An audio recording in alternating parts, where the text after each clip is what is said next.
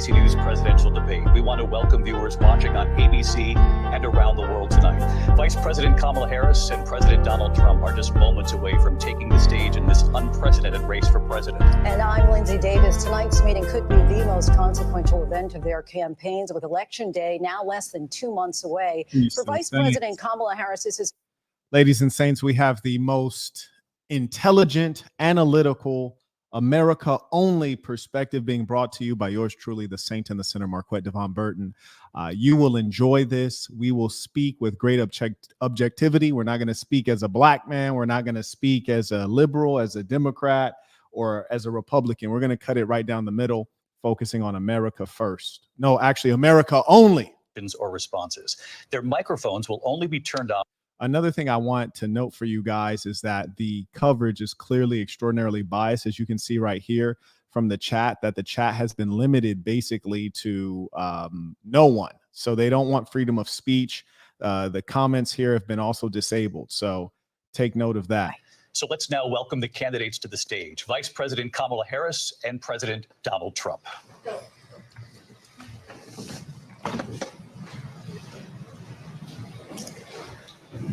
Kamala Harris. Let's have a good debate. Have fun. Thank you. Now, to me, it's just already so funny to see this small little woman walk up to a big man.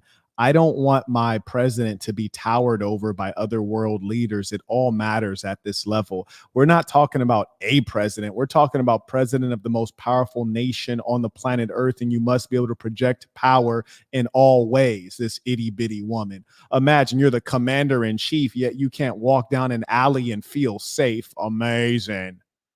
Welcome to you both. It's wonderful to have. Look at her. Look at all itty bitty. Let me rewind that. Look at this. Look at all itty bitty. That's cute. And she's on high heels as well. Don't forget about that part. She's walking on stilts and still looks miniature. Amazing. Let's work. Have a good debate. Have fun. Thank you. Welcome to you both. It's wonderful to have you. It's an honor to have you both here tonight. Look at her smiling like a goofball. She's smiling too hard. Somebody got to give her some training and let her know, like, look, you know, keep it G sometimes. You don't have to act like a goofy broad 24/7. Good evening. We are looking forward to a spirited and thoughtful debate. So let's get started. I want to begin tonight with the issue that She got a big neck, big wrinkled neck. voters repeatedly say is their number one issue, and that is... Okay, so they're saying the number one issue for voters. This better be the economy. If they say anything other than the economy, we're dealing with big lies. Is the economy and the cost of living in this country. Okay. Vice President Oh, and who's in office? Biden, Harris. Harris, you and President Trump were elected 4 years ago, and your opponent on the stage here tonight often asks his supporters, are you better off than you were 4 years ago? Absolutely When it not. comes to the economy, do you believe Americans are better off than they were 4 years ago? Absolutely So not. I was raised as a middle-class kid, and I am actually... Wait, hold on. Nobody asked you all that. We didn't ask you where you were raised, how you were raised, or if you're actually an Indian. We didn't ask you all of that. We asked you, are they better off now? She's already tap dancing. Amazing. actually the only person on this stage who has a plan that is about lifting up the middle class and working people of America.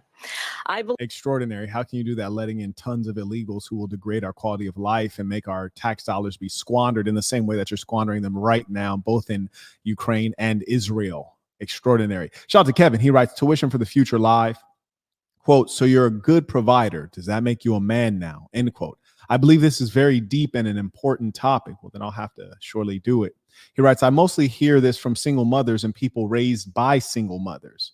That's right. People who are struggling financially, the females, they try to make it seem like the guy is responsible for being their financial superhero. He writes, I'm interested to hear your thoughts on this and manhood as a whole.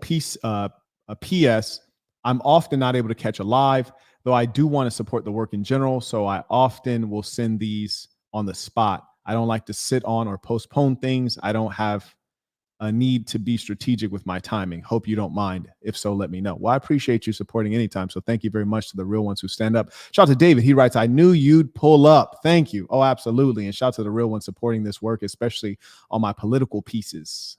believe in the ambition, the aspirations, the dreams of the American people.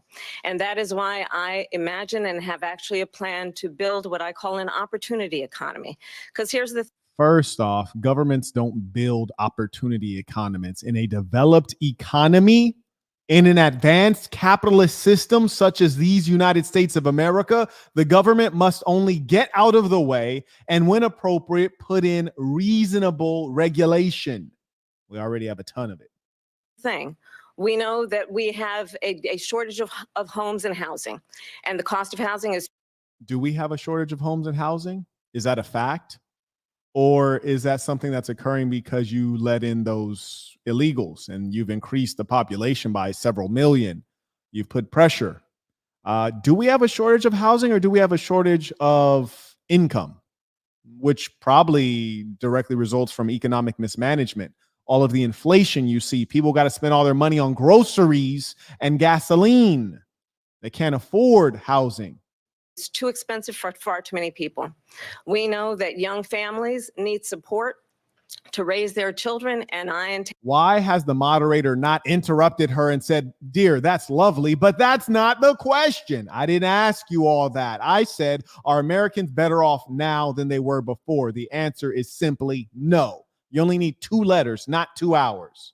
Intend on extending a tax cut for those families of $6,000, which is the largest child tax credit that we have given in a long time. So imagine when the government acts like they're giving you a benefit for saying, "I'm not going to steal your money. I'll steal less of your money." That's not a favor or a benefit. You see, a favor or a benefit would be to add value, to give me something. You're saying you're going to steal less. Come on, imagine a thief saying, "I'm going to help you out by not stealing as much from you." So that those young families can afford. How about you give money the same way you're giving money to Israel by the billions? How about you give money the same way you're giving weapons to Ukraine to make the world less safe? To buy a crib, buy a car seat, buy clothes for their children.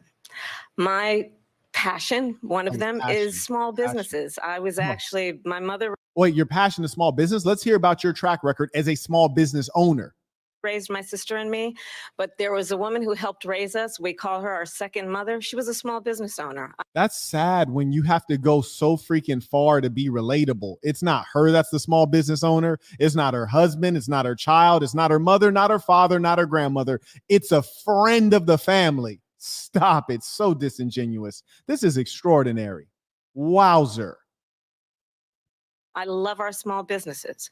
Yeah, my plan is to give a 50. You don't understand small business. You don't understand business because you've never been a business owner. And that's why I consistently remind you all that the only persons who should be in the presidency are those who are well off. They've been successful in business, which means they understand markets, which also means they understand people, and they have enough income that they don't need to steal from you using the government. They can now give back.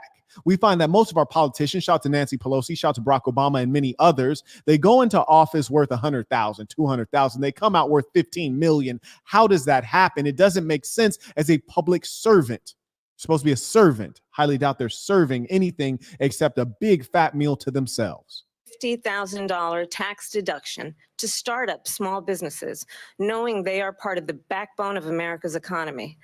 My opponent, on the other hand. The language is so dishonest when she says we give them a tax credit to start up a business. Taxes means government thieving, stealing from you.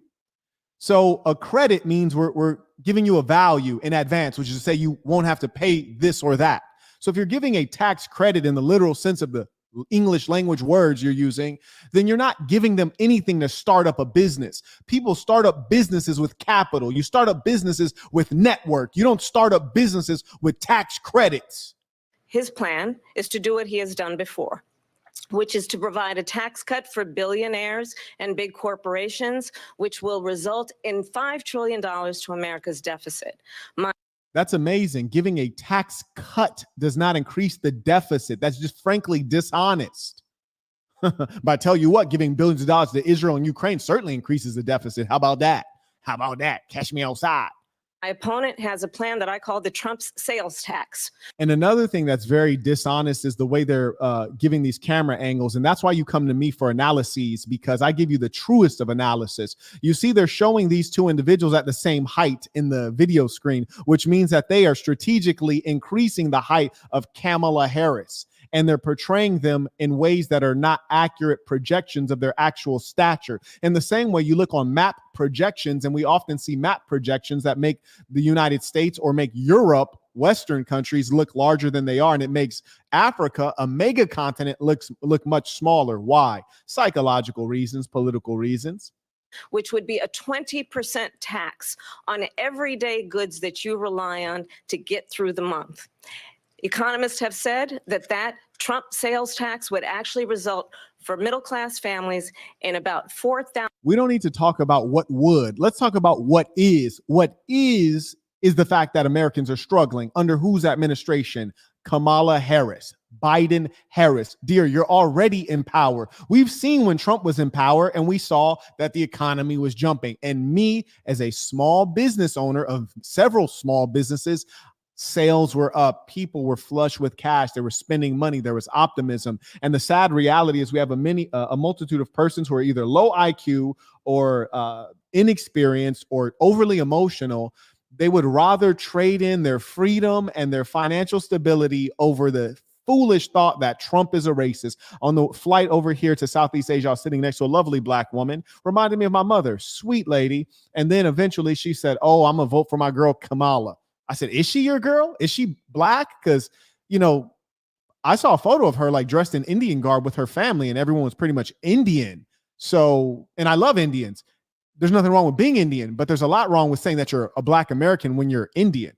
You never meet a normal Indian person who would say that they're a black American. You never meet a black American who would say that they're Indian, because those are called lies. You see, she said, "Oh no, she's my sister. She's my sorority sister." I say, "See, well, I didn't say this, actually. I'm gonna be honest. I didn't say this. I don't like to start up arguments with dimwits, but lovely woman. But the fact is, I founded a fraternity at the University of California, Berkeley, called Alpha Tau Omega. The reason this fraternity was first created was to reunite white Christian men after the Civil War. I repeat, white Christian men after the Civil War.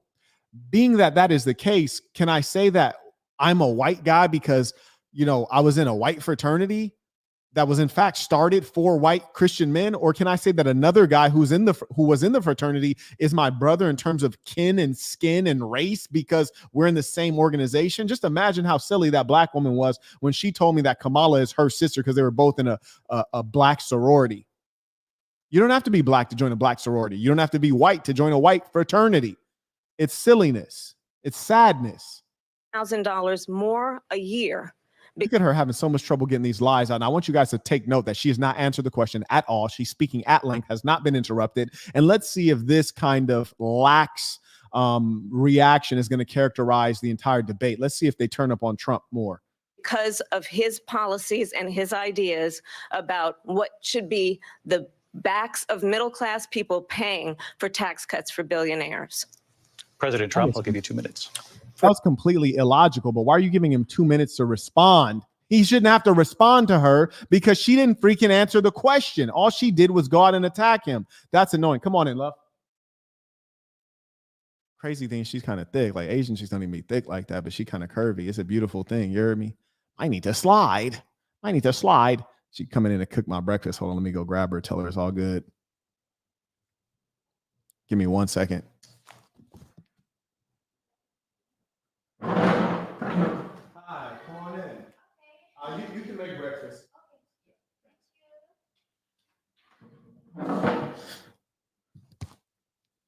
Yeah, this was crazy. That's like a terrible job at moderating. First of all, I have no sales tax. That's an incorrect statement. She knows that.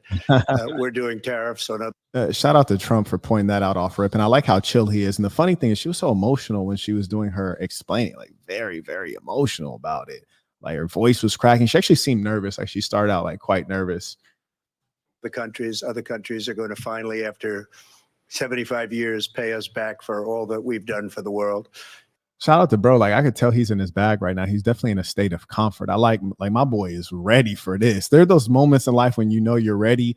And being that I stay ready, I can sense that calmness and that like bro is ready to do work. Like I can hear it in his tone. He ready to do work. Like my boy's ready to eat. It's kind of like when you got a boxing match set up and then people think that like, it's about to be competitive, but you already downloaded homeboy and you already know like he can't see you. And you just like, okay, watch this. I'm gonna show you something. And the tariff will be substantial in some cases. I took in billions and billions of dollars, as you know, from China.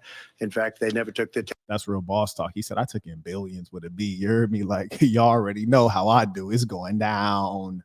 tariff off because there was so much money they can't. It would totally destroy everything that they've set out to do. They're taking in billions of dollars from China and other places. They've left the tariffs on. When I had it, I had tariffs, and yet I had no. Oh, he said, I did something so well that you just left it there. Now that's a really good point. I like that. No inflation. Look, we've had a terrible economy because inflation has, which is really known as a country buster. It breaks up countries. That's a fact. The economy has suffered greatly due to inflation, and that cannot be lied about. We have inflation like very few people have ever seen before, probably the worst in our nation's history. We were at 21%, but that's being generous because many things are 50, 60, 70, and 80% higher than they were just a few years ago. Look at her lying self right there. Here's the worst thing. People don't understand the concept of shrinkflation. Shrinkflation is when the price of the good does not change. However, the quality or size of the good changes. For example, if you ever see a Whopper from Burger King, just to give you an example that appeals to everyday people, a Whopper from Burger King is supposed to be a large hamburger. That's why it's called a Whopper.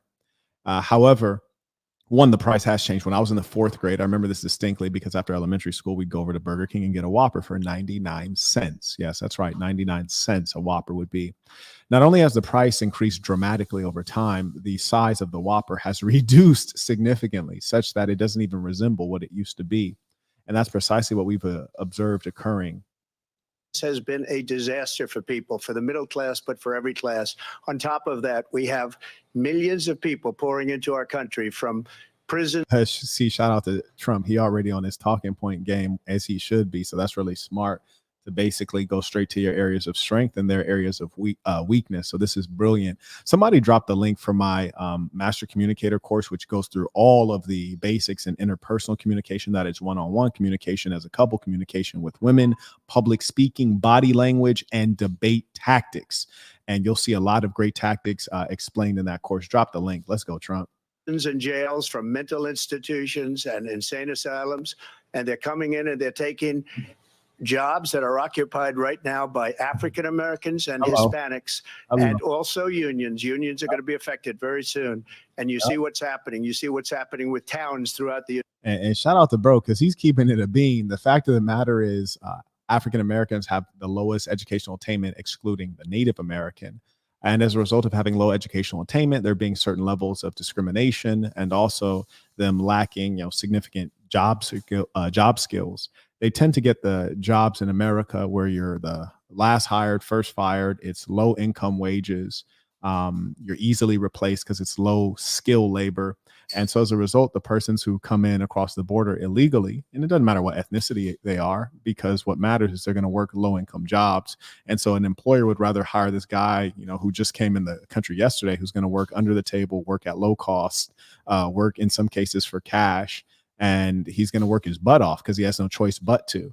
So it's almost like they have captive labor.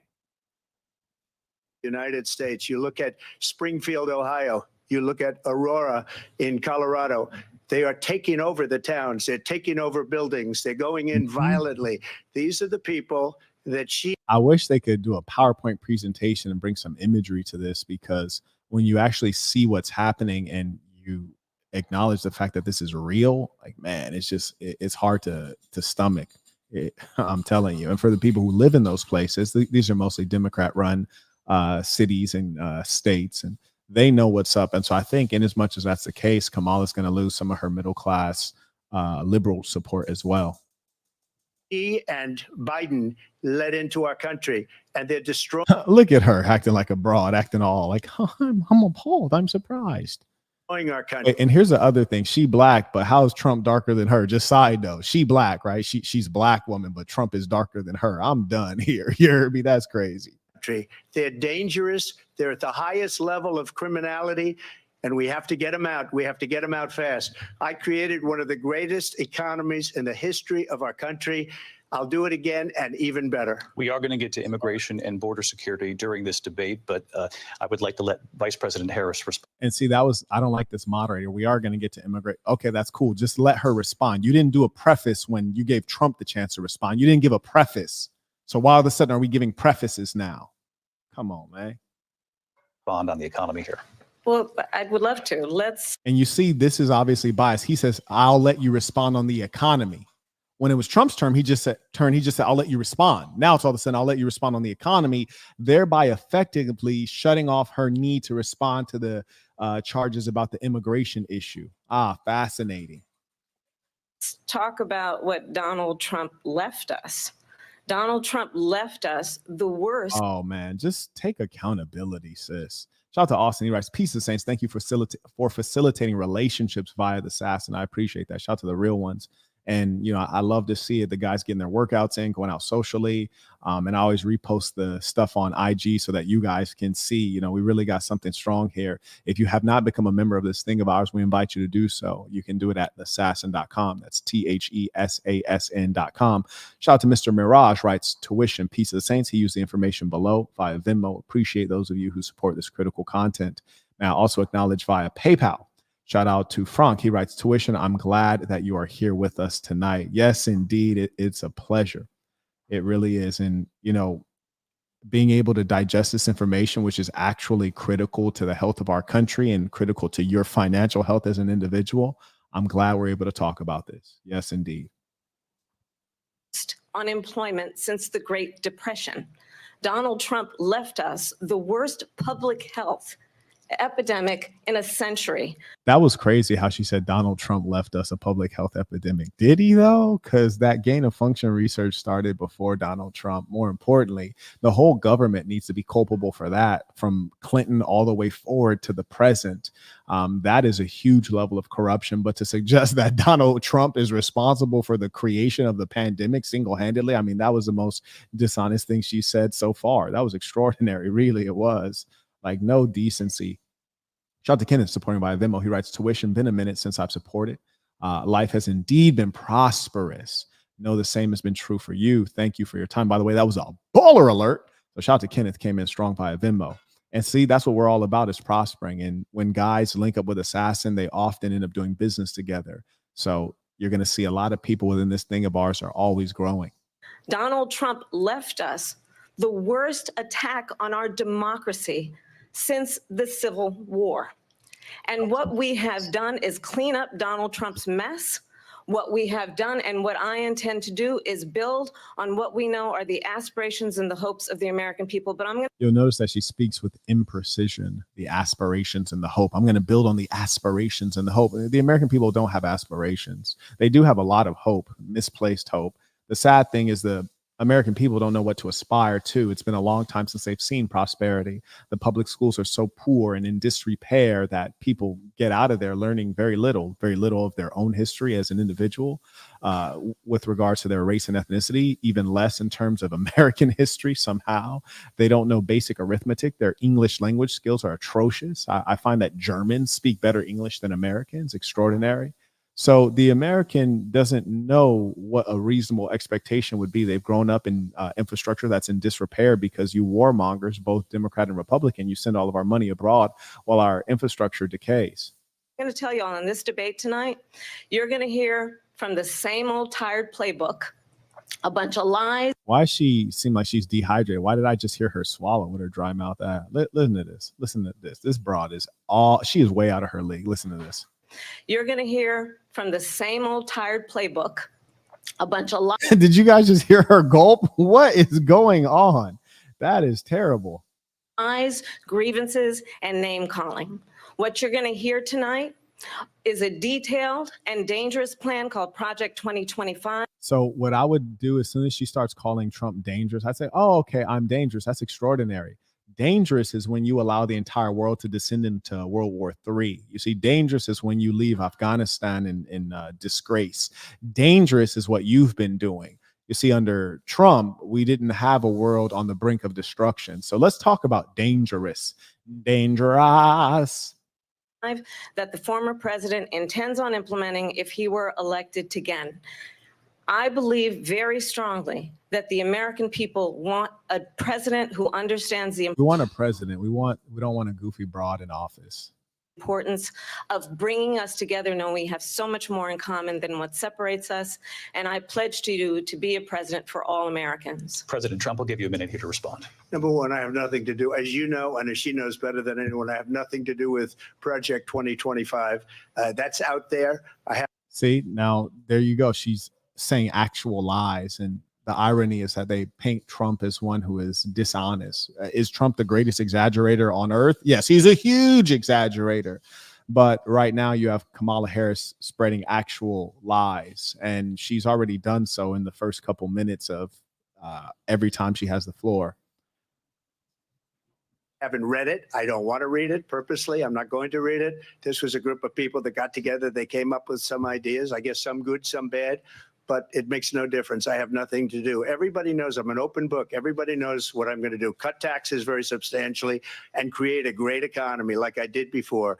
We had the greatest economy. We got hit with a pandemic, and the pandemic was not since 1917, where 100 million people died. Has there been anything like it? We did a phenomenal job with it. And you know what? I have to agree that if Trump was able to survive that pandemic while having a strong economy and not having runaway inflation, that's really remarkable. Because truth be told, when those stimulus checks were going out, I was like, okay, here we go with inflation. It's about to get crazy. And furthermore, I don't like to see people flush with cash who did not earn it because things are going to go wrong. But invariably, the wealthiest people, the business class, are going to end up with all the money. That's what always happens.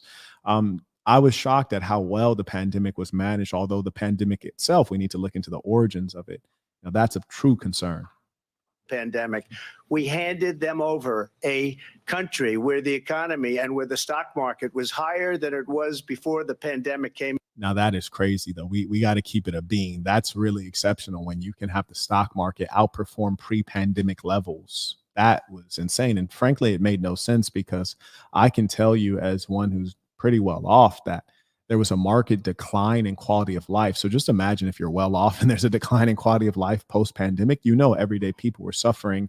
And it makes you wonder, how that stock market is soaring. I've mentioned this many times, but the truth is the stock market is one of the most wicked things created in Western society. And it allows people to get rich without adding any actual value to the economy. It's like basically people playing video games and being compensated at high levels where they don't even have the value to the people of the earth, to the society. They don't even have the value of a common farmer. You see, a farmer truly offers more value than a Warren Buffett, but our society is misorganized. Shout out to Drip Lord. He writes, peace to the saints. May Trump intellectually and strategically outsmart Kamala. Hope you're doing well, Saint. Got an incredible workout in and now finishing up some work. I got a good workout in yesterday as well. I'm about to get in another one today. Shout out to JT, writes, peace to the saints. May also acknowledge Danny supporting the work. Shout out to Jamal. He writes, I had to donate for the unbiased point of view. Thank you. This is tuition. We get an education out. Yeah. Shout out to the murder. He writes, as a Pakistani American, she's supposedly considered kinfolk. I'm not riding for her. But on a dry day, I'd let her ride. Bruh, I hear you on that one. I might take the brain from her. I couldn't smash. I'll take that brain, though, especially with this face she's making right now. I like that face. Go ahead, baby. Man, nobody's ever seen anything like it. We made ventilators for the entire world. We got gowns. We got masks. We did things for a lot of that were bounce back jobs. These were jobs bounce back. And it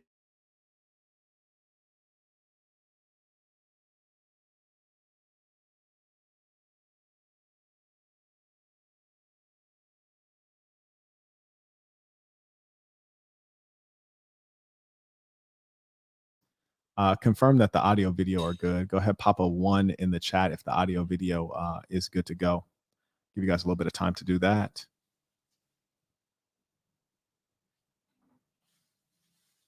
Let's go ahead, pop that 1 in if audio video is good. Okay, fantastic. We back at it.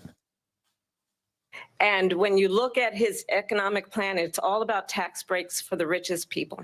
I am offering what I describe as an opportunity economy, and an opportunity economy for everybody, including illegals. If I was him, I would have threw that in there, even though the mic's cut off. Best economists in our country, if not the world, have reviewed our relative plans for the future of America.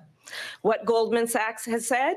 No, what we want to know is why is your current economy ridden with inflation? That's what we want to know. How about that part? We don't need to talk about the future. Let's talk about what is. You've been in office for 4 years.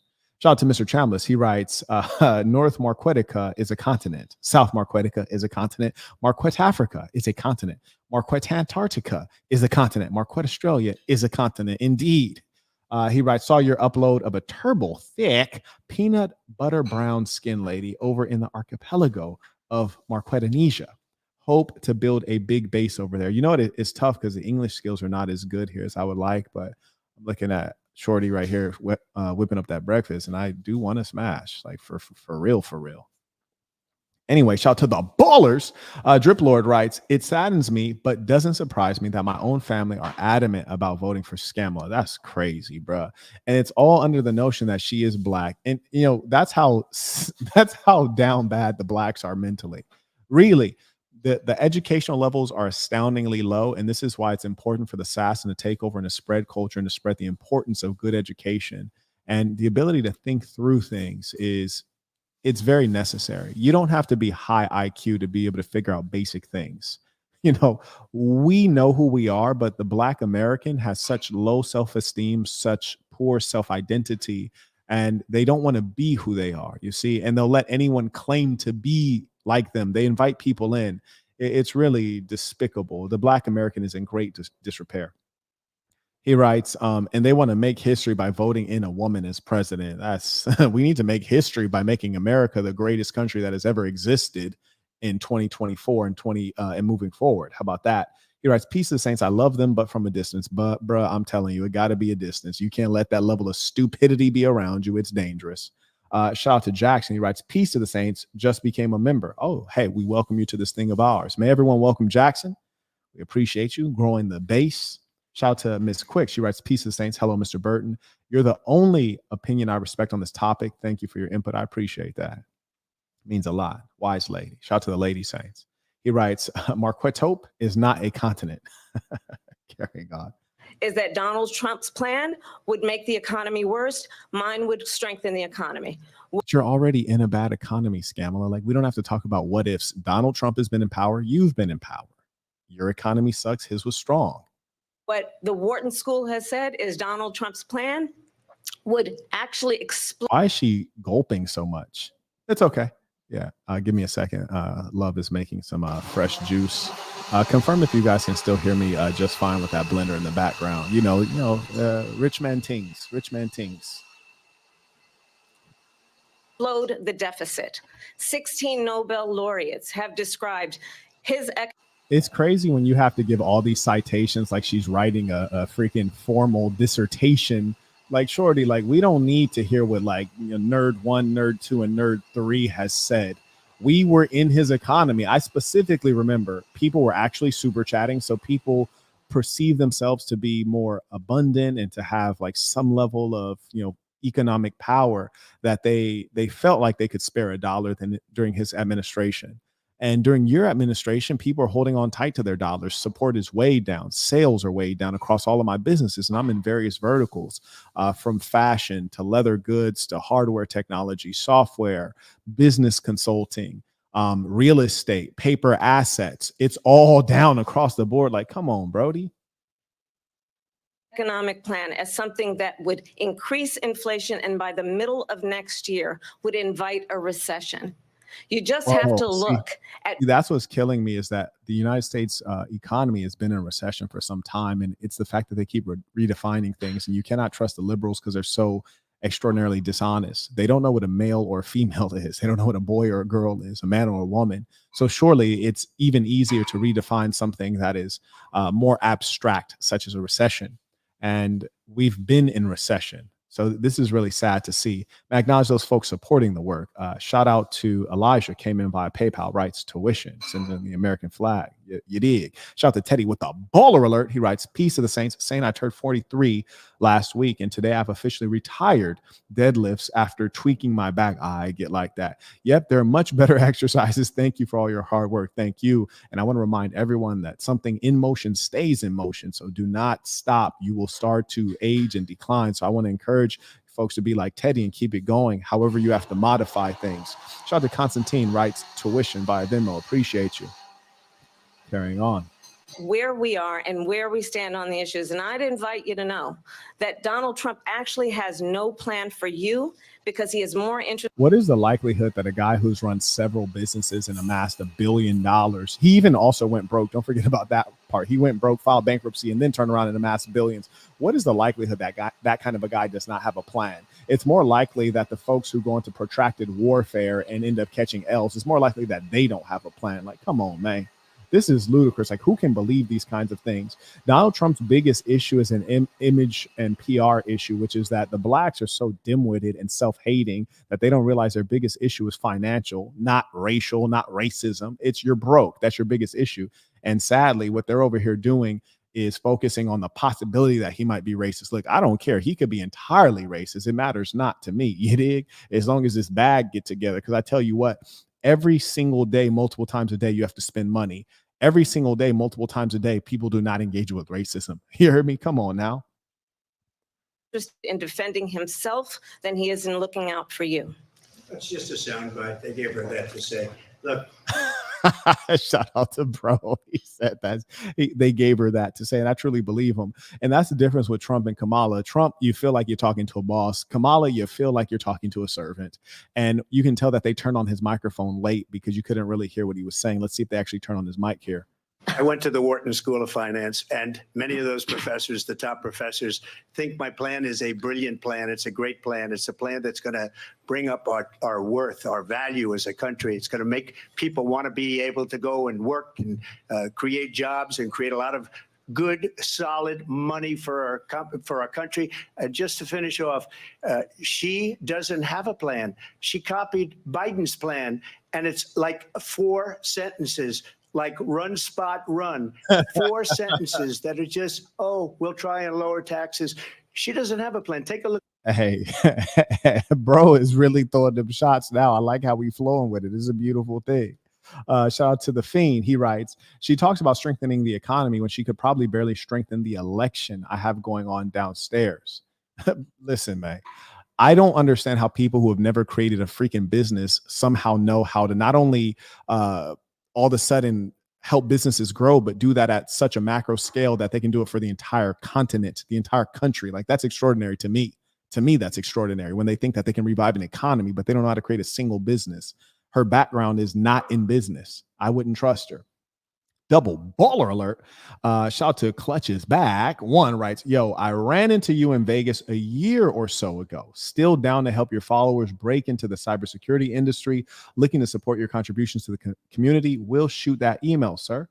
Absolutely. Do shoot an email. And if you'd be kind enough to CC support@marquettism.com, we can have a conversation.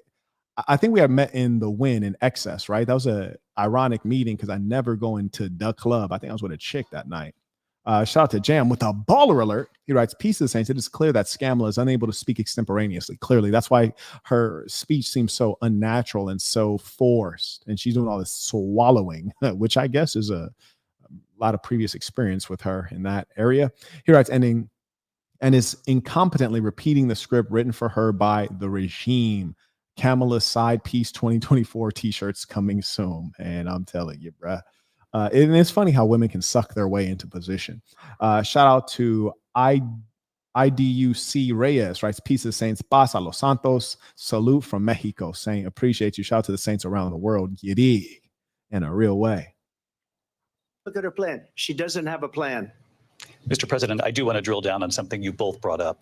The vice president brought up your tariffs. You responded, and let's drill down on this because your plan is what she calls is essentially a national sales tax. Your proposal calls for tariffs, as you pointed out here, on foreign imports across the board. You recently said that you might double your plan, imposing tariffs up to 20% on goods coming into this country. As you know, many economists say that with tariffs at that level, costs are then passed on to the consumer. Vice President Harris has argued. Yeah. Well, that's a possibility. There's no doubt. However, it'll strengthen American businesses and their position. So if you tax the folks bringing in, thank you very much. Can you take one plate to the girl in there? Yes. Thank you very much. Everything is all finished, all done. Okay. Yeah. Okay. So you can take that in there. Wrap? No wrap. Thank you. Shorty, you see that fatty on her? Like, you don't see fatties like that. That's uncommon right there. Like, I'm willing to do it. You know what I'm saying? I'm a savage out here, boys. I'm a savage. I had to have her send that to, take to the other room in the villa. You dig? Respectable women don't want to be on camera. That'll mean higher prices on gas, food, clothing, medication, arguing it costs the typical family nearly $4,000 a year.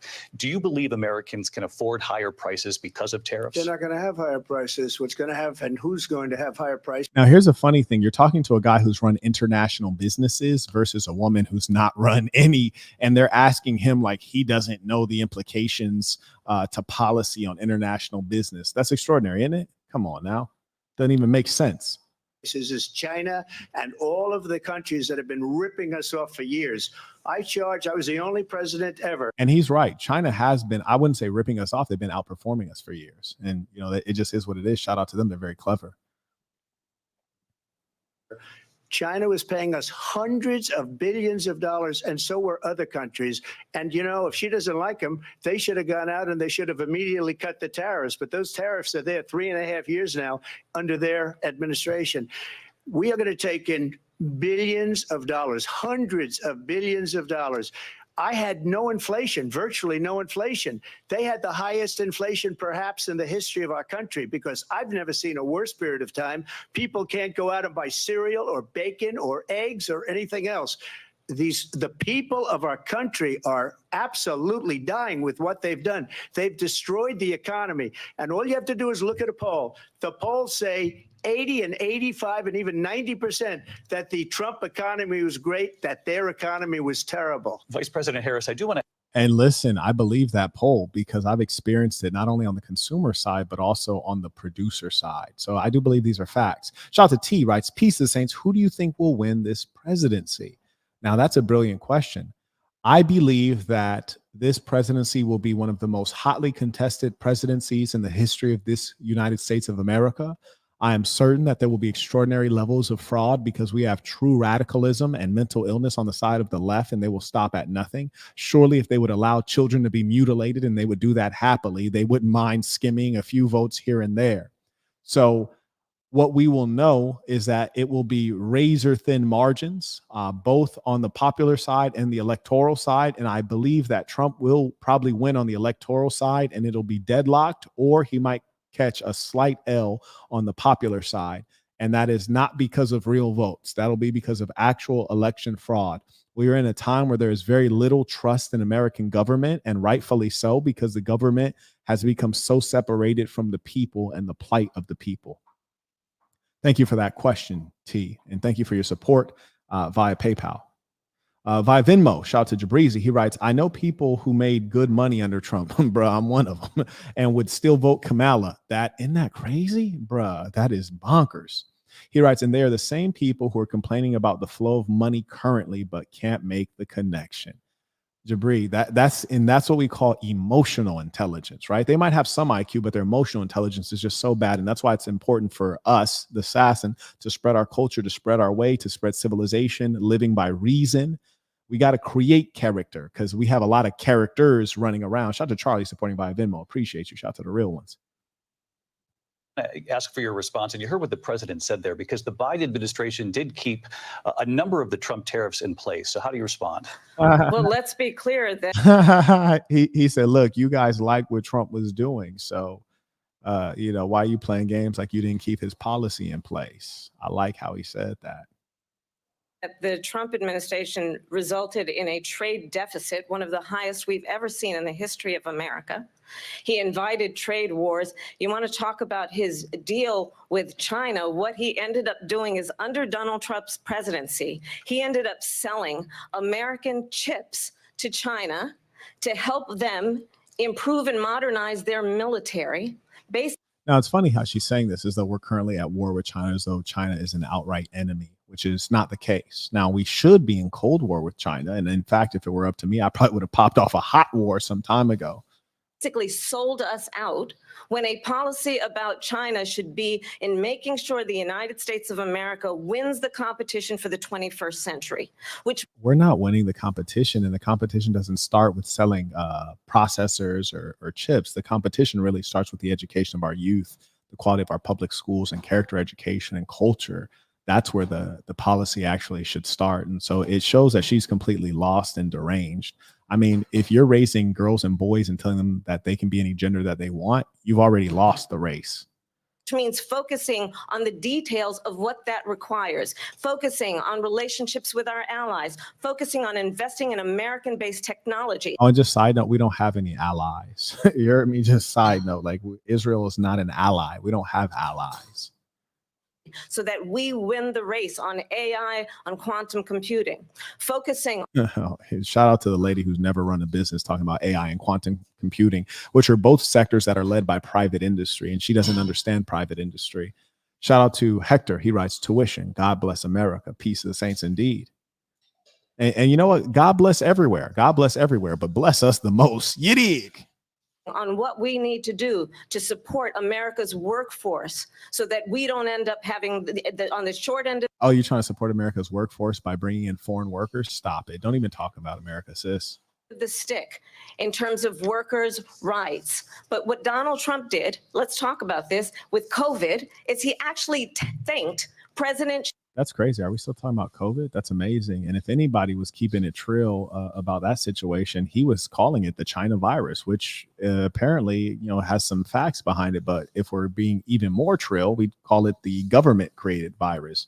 And what government? Well, the governments of the United States and China in league, and lets you know that the world governments are extraordinarily corrupt. Someone had asked about the link to this shirt. It is right here. You can find it on our link tree as well. If you go to linktree/Marquette B and just click merch. Xi, for what he did during COVID. Look at his tweet. Thank you, President Xi, exclamation point. When we know that Xi was responsible for lacking and not giving us transparency about the origins of COVID. President Trump, I'll let you respond. Shorty, you knew the origins of that pestilence. That came from your government that you've been a part of for some time. You're a government worker bee. You're a career politician. You're a bureaucrat, and so is Joe Biden. And I condemn the American government as a whole over the last half century, both Republican and Democrat. They've really been two heads on the same dragon. It would be nice if Trump remains an outsider. Who knows if that would happen? His comments on Israel, he may just be pandering to them to get in office, and then maybe he's going to turn up. I don't know. I hope so, but I doubt it, frankly. First of all, they bought their chips from Taiwan. We hardly make chips anymore because of philosophies like they have and policies like they have. I don't say her because she has no policy. That was cold-blooded. He said, I don't say her because she's not a thinker.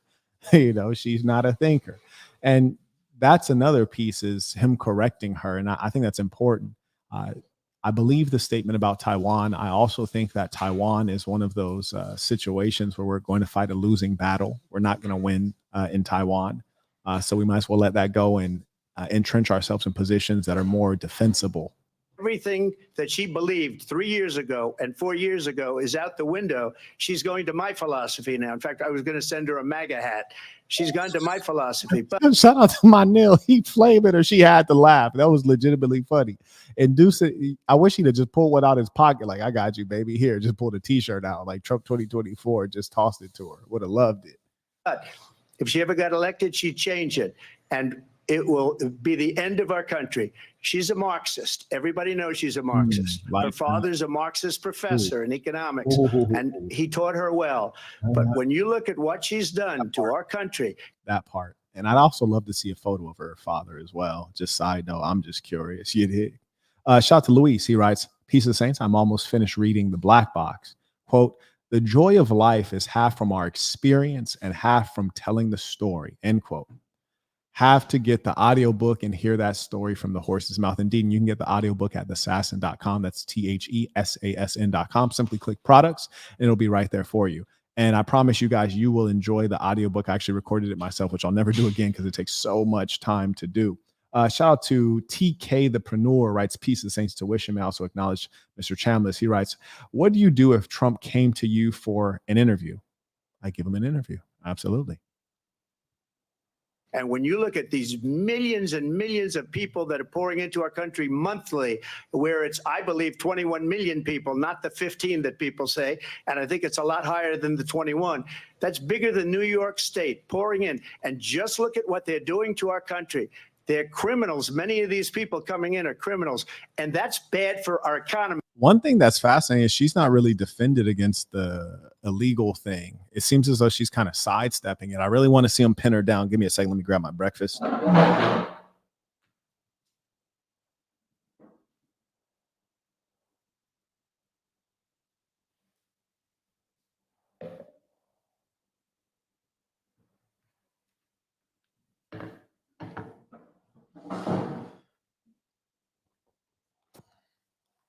Oh, and follow a boss on IG so you can see how bosses live. You dig? Oh, yeah. And if you're wondering, what do we call this? Well, we call this life.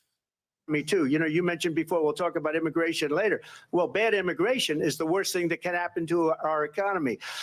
They have, and she has, destroyed our country with policy that's insane. Almost policy that you'd say they have to hate our country. President Trump, thank you. Lindsay? I want to turn to the issue of abortion. President Trump, you've often touted that you were able to kill Roe v. Wade. Again? Last year, you said that you were proud to be the most pro-life president in America. So, and this is a distraction in the psychotic LGBTQ mafia and the feminists. They absolutely love this topic, a topic of perversion, a topic of child murder, a topic that makes society upside down. How is this always a topic? It's really not. And they even have, and you can look at the governor of West Virginia, the previous governor of West Virginia, not the current governor, who's doing an excellent job, but the governor before, he said the baby will be born and we will decide what to do with the baby. In other words, we'll execute the baby. And that's why I did that, because that predominates, because they're radical. The Democrats are radical in that. And her vice presidential Happening in our country, working people, working women who are working 1 or 2 jobs, who can barely afford childcare as it is, have to travel to another state to get on a plane sitting next to strangers. Then use condoms. It's simple. Or how about this? Stop being a slore. Have some damn values and morality. It's disgusting to see her try to defend this. And by the way, talking about parents who could, or women who could barely afford childcare. Well, that's why you need a 2-parent household. Team up them those incomes. Ludicrous. Go and get the health care she needs. Just ask people who have worked. And we need to stop calling abortion healthcare. It's not healthcare. It's the opposite of healthcare. Healthcare is to keep you alive. Abortion kills the child. With him. His former chief of staff, a 4-star general, has said he has contempt for the Constitution of the United States. His former national security advisor has said he is dangerous and unfit. His former secretary of defense has said the nation, the republic, would never survive another Trump term. And when we listen to this kind of rhetoric, when the issues that affect the American people are not being addressed, I think the choice is clear in this election. President Trump, I'll give you a quick minute to respond here. Thank you, because when I hear that, see, I'm a different kind of a person. I fired most of those people. Shout out to my boy Trump. He ready to cook. I can already tell. He ready to cook. Not so graciously. They did bad things or a bad job. I fired them. They never fired one person. They didn't fire anybody having to do with Afghanistan and the Taliban and the 13 people who were just killed, viciously and violently killed. And I got to know the parents and the family. They didn't fire. They should have fired all those generals, all those top people, because that was one of the most incompetently handled situations anybody has ever seen. So when somebody does a bad job, I fire him. And you take a guy like Esper. He was no good. I fired him. So he writes a book. Another one writes a book, because with me, they can write books. With nobody else can they? But they have done. A little bit of boss talking, in case you didn't catch that. He said, look, I'm a big deal. If I fire you, that's an event in your life. Write a book. done such a poor job, and they never fire anybody. Look at the economy. Look at the inflation. They didn't fire any of their economists. They have the same people. That's a good way not to have books written about you. But just to finish, I got more votes. And one thing I want him to note is it's called accountability. If you don't do a good job in business, you get fired. If you don't do a good job in business, you go out of business. Whereas in government, you can do a terrible job and you continue floating along. What's a great example of this? Your public schools that your children go to and the inadequacy there. What's a good example? The DMV. No one likes going to the DMV. You got to take the entire day off of work because you might not be able to get what you need done at your appointment time. You'll be there all day because of government inefficiency.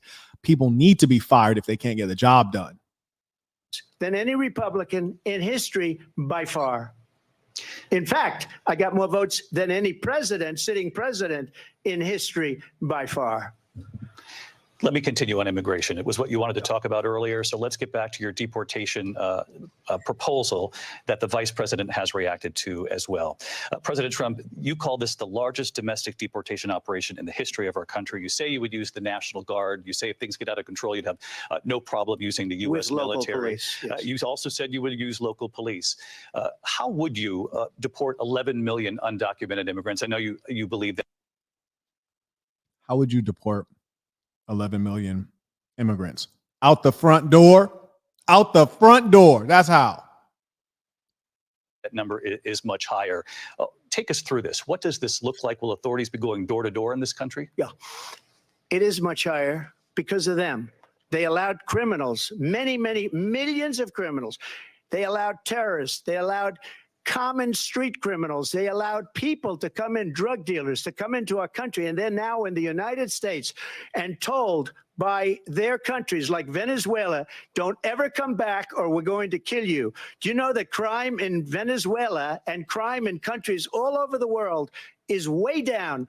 You know why? Because they've taken their criminals off the street and they've given them to her to put into our country. And this will be one of the greatest mistakes in history for them to allow. And I think they probably did it because they think they're going to get votes. But that's exactly why. Scamming the voting. Imagine when you can vote, but you don't have to verify your identity. That's very strange. It's not worth it. Because they're destroying the fabric of our country by what they've done. There's never been anything done like this at all. They've destroyed the fabric of our country. Millions of people let in, and all over the world, crime is. See, I think Trump could be more articulate right here because this is a very emotional point. Somebody send Trump my master communicator course. He needs to review the debate tactics piece, but more importantly, during a time like this, he needs to review the section on public speaking. There's also a section on how to write a speech. You might have to give remarks, give a toast at dinner, give remarks at your wedding, give a thank you for an award you win at work. And you want to be able to give something impactful.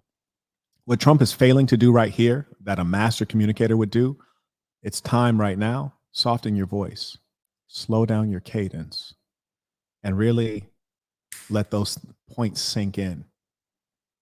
They're having killers come from Venezuela. Now those Venezuelan killers are no longer in that country. They're in this country. Among you. You get on the bus in this country. You have people who have taken advantage of children and women sitting next to you on the public bus. Kamala, you talked about single mothers struggling to make ends meet. How unsafe is this world for those single mothers when they have to be in our society surrounded by perpetrators and criminals and monsters who are unknown to us, unknown to the police, undocumented, nameless and faceless. They can curate crimes and get away with it because of you. You did that. You put them here. No more. You see, he needs to change tone, change cadence, slow it down, soften the voice, punch out the voice. He needs more variation. You know what I'm saying? Anyways, get that master communicator course. You'll learn how to win. You'll learn how to negotiate. Down all over the world except here. Crime here is up and through the roof. Despite their fraudulent statements that they made, crime in this country is through the roof. And we have a new form of crime. It's called migrant crime. And it's happening at levels that nobody thought possible. President Trump, as you know, the FBI says overall violent crime is actually coming down in this country. Now, notice he damn near cut off Trump before Trump could finish. That's number one thing that's weird. Here's the second thing. Gentleman needs the link for the course. In fact, probably half the people watching need the link for the course. So somebody go ahead, drop that. But and you can use school.com/Marquette, I think /courses. So if someone can find that link and drop it, you'll be able to see the Master Communicator course there. But he damn near cut off Trump, which is curious because he's never done that to Kamala. And then the second thing, he's giving counter statistics, which we've not heard him do with Kamala. So clearly biased. And on many of these channels on the lead up to the debate, all you heard was pro Kamala commentary. Country, but excuse me, the Harris, FBI they were defrauding statements. They didn't include the worst cities. They didn't include the cities with the worst crime. It was a fraud, just like their number of 818,000 jobs that they said they created turned out to be a fraud. President Trump, thank you. And I like how Trump was so ready for that. That's beautiful work from his team to get him good information. And so as a result, he was able to anticipate. And when you can anticipate, you can dominate. And clearly he knew that question was coming up and he ate just now. You heard me? I'll let you respond, Vice President Harris. Well, I think this is so rich coming from someone who has been prosecuted for national security crimes, economic crimes, election interference, has been found liable for sexual assault, and his next big court appearance is in November at his own criminal sentencing. And let's be clear where each person stands on the issue of what is important about respect for the rule of law and respect for law enforcement. The former vice president called for defunding federal law enforcement, 45,000 agents. Get this. Trump needs to hire me as a speechwriter. I'm the best speechwriter in probably 100 years. Check this out. I would have flamed her and I would have said, Kamala, if you were actually black, you'd understand my plight right now. If you were actually black, you see, you're a fake black person. You're a part-time black person. You're a black person when it's convenient. We know in this country, the black peoples have been wrongly prosecuted. Hell, even Martin Luther King went to jail. And it's not just in America. We've seen Nelson Mandela go to jail for what? For fighting for what is right. Similarly, I too have been prosecuted by your wicked administration for fighting for what is right. And in a democracy, you vote for who you want. But you guys don't trust this democracy. You don't trust the people. You want to control and limit their options. And that's why you try to put me in jail. When? I'm 70 years old. When do you try to put me in jail? When I'm running for office. Coincidence? I think not. So just like many black peoples, just like Martin Luther King, yes, I've gone to jail for fighting for what is right. Just like many black men who you incarcerated, I'm facing unfairness, just like many of them. And you would know if you were black, but you're not black. You're new to this country. On the day after he was arraigned on 34 felony counts. So let's talk about what is important in this race. It is important that we move forward, that we turn the page on this same old tired rhetoric and address the needs of the American people, address what we need to do about the housing shortage, which I have a plan for, address. You're changing topic. We're talking about immigration. Why are you talking about housing? What we must do to support our small businesses, address bringing down the price of groceries. But frankly, the American people are exhausted with this same old tired playbook. Vice President Harris, thank you. Excuse me. Every one of those cases was started by against their political opponent. And I'm winning most of them, and I will win the rest on appeal. And you saw that with the decision that came down just recently from the Supreme Court. I'm winning most of them. But those are cases, it's called weaponization. Never happened in this country. They weaponized the Justice Department. Every one of those cases. That's a fact. And I wish Trump would just be like, you know what? Thug life, West Side, thug life. We ride on our enemies, thug life. My fofo make sure all y'all kids don't grow. I wish he'd have just wilded like, yeah, I'm a felon. Yeah, felonies. Like, I wish he'd have just started wilding. I mean, it's crazy to me that you have a black woman. There's no black American on earth that doesn't understand that our legal system is corrupt. There's not one black American on earth that thinks the American legal system is fair. I have a book list. In fact, I don't even think it's linked below. But if you go to amazon.com/shop/The Saint and the Sinner spelled out, there's a book by Dr. Renford Reese listed there, one specific book. Check it out. I read it when I was 16, filled chock full of great information. I personally know Dr. Renford Reese, good brother, good intellectual. He is in fact liberal, but the facts are the facts. Highly recommend that book if you'd like to understand the American justice system as it relates to Black Americans. Amazing that a Black woman, which she is not, is over here talking about because the American government said you're bad, because the American government put you in jail, you're bad. Did Malcolm X do time? Did Martin Luther King do time? That's what happens when you are doing the right thing and you are upsetting a power system. Was involved with the DOJ from Atlanta and Fani Willis to the Attorney General of New York and the DA in New York, every one of those cases. And then they say, oh, he's a criminal. They're the ones that made them go after me. By the way, Joe Biden was found essentially guilty on the documents case. And what? Here's the crazy thing. I would have said, look, who do you know who begins their life of crime at age 70? Who begins a life of crime at age 70? Who begins a life of crime when they decide to run for president? No one. You're lying, and everyone knows you're lying. And what's worse, I want the American people to pay attention. If they can take me, a white man, as they like to call it, a cisgender heterosexual white man, the one who's supposed to be the power player, a billionaire no less, if they can take me and make fake cases against me, they can surely do it to you, who has less name recognition, less money, less power. They'll surely do it to you. So you should pay attention to how they are instrumentalizing the legal system to deal with their political opponent. They'll do it to you. We want honest legal courts. We want a positive justice system. But the example they're giving, we're in dark times. They should be ashamed to even bring this up. Felon, 70-year-old felon, first crime. Stop it. You want to talk about crimes? Let's talk about Kamala, you being guilty of aiding and abetting illegal entry into our country. That's a crime. And you've aided the illegal entry of 21 million people. That's a crime. You need to go to jail for that. What happened in my documents case? They said, oh, that's the toughest of them all. A complete and total victory. 2 months ago, it was thrown out. It's weaponization, and they used it, and it's never happened in this country.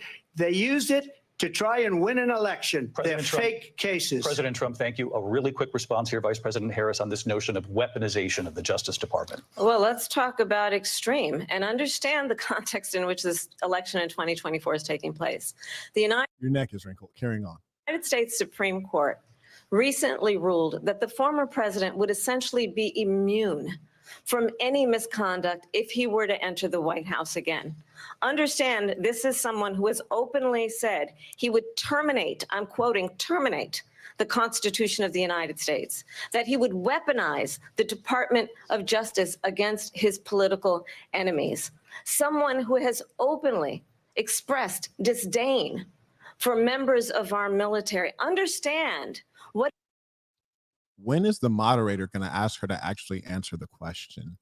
When will that happen? It would mean if Donald Trump were back in the White House with no guardrails, because certainly we know now the court won't stop him. We know J.D. Vance is not going to stop him. It's up to the American people. Vice President Harris, thank you. Lindsay? Vice President Harris, in your last run for president. Weaponized, please. This is the one that weaponized, not me. She weaponized. I probably took a bullet to the head because of the things that they say about me. They talk about democracy. I'm a threat to democracy. They're the threat to democracy with a fake Russia investigation we do have a lot that went nowhere. We have a lot to get to. Lindsay? Vice President Harris, in your last run for president, you said you wanted to ban fracking. Now you don't. You wanted mandatory government buyback programs for assault weapons. Now your campaign says you don't. You supported decriminalizing border crossings. Now you're taking a harder line. I know you say that your values have not changed. So then why have so many of your policies? Because I'm a lion hoe. You've seen lion hoes before. You might have a baby by a lion hoe. That's why. You're basically saying, why is it that you change your mind so much like you're Sneeko? Why is it that you change with the wind for the vote, for the dollar? Yes, and these politicians are just like your YouTubers. They stand for nothing. You got one of your favorite YouTubers, real popular guy in the manosphere. He encounters a sexual deviant, blue-haired guy who likes it up the backside, and he talks with him like the guy is a normal guy, showing him respect he doesn't deserve. Then he talks with another guy who's a degenerate, sends out his wife to lay down with other males for money and compensation. He talks with that guy, and that guy makes sexual advances to him, homoerotic ones, and he acts like it's all good. All these guys are flip-flopping on identity. None of them stand for anything. One day they're a Christian, next day they're a Muslim. One day they're against sexual deviance, next day they're interviewing a sexual deviant. Come on. And you watching, you need to be accountable too. Stand with people who stand for something, who stand on something.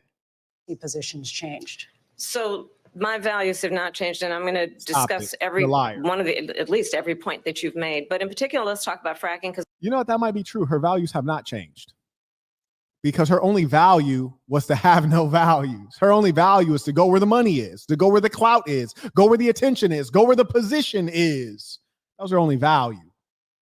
we're here in Pennsylvania. I made that very clear in 2020. I will not ban fracking.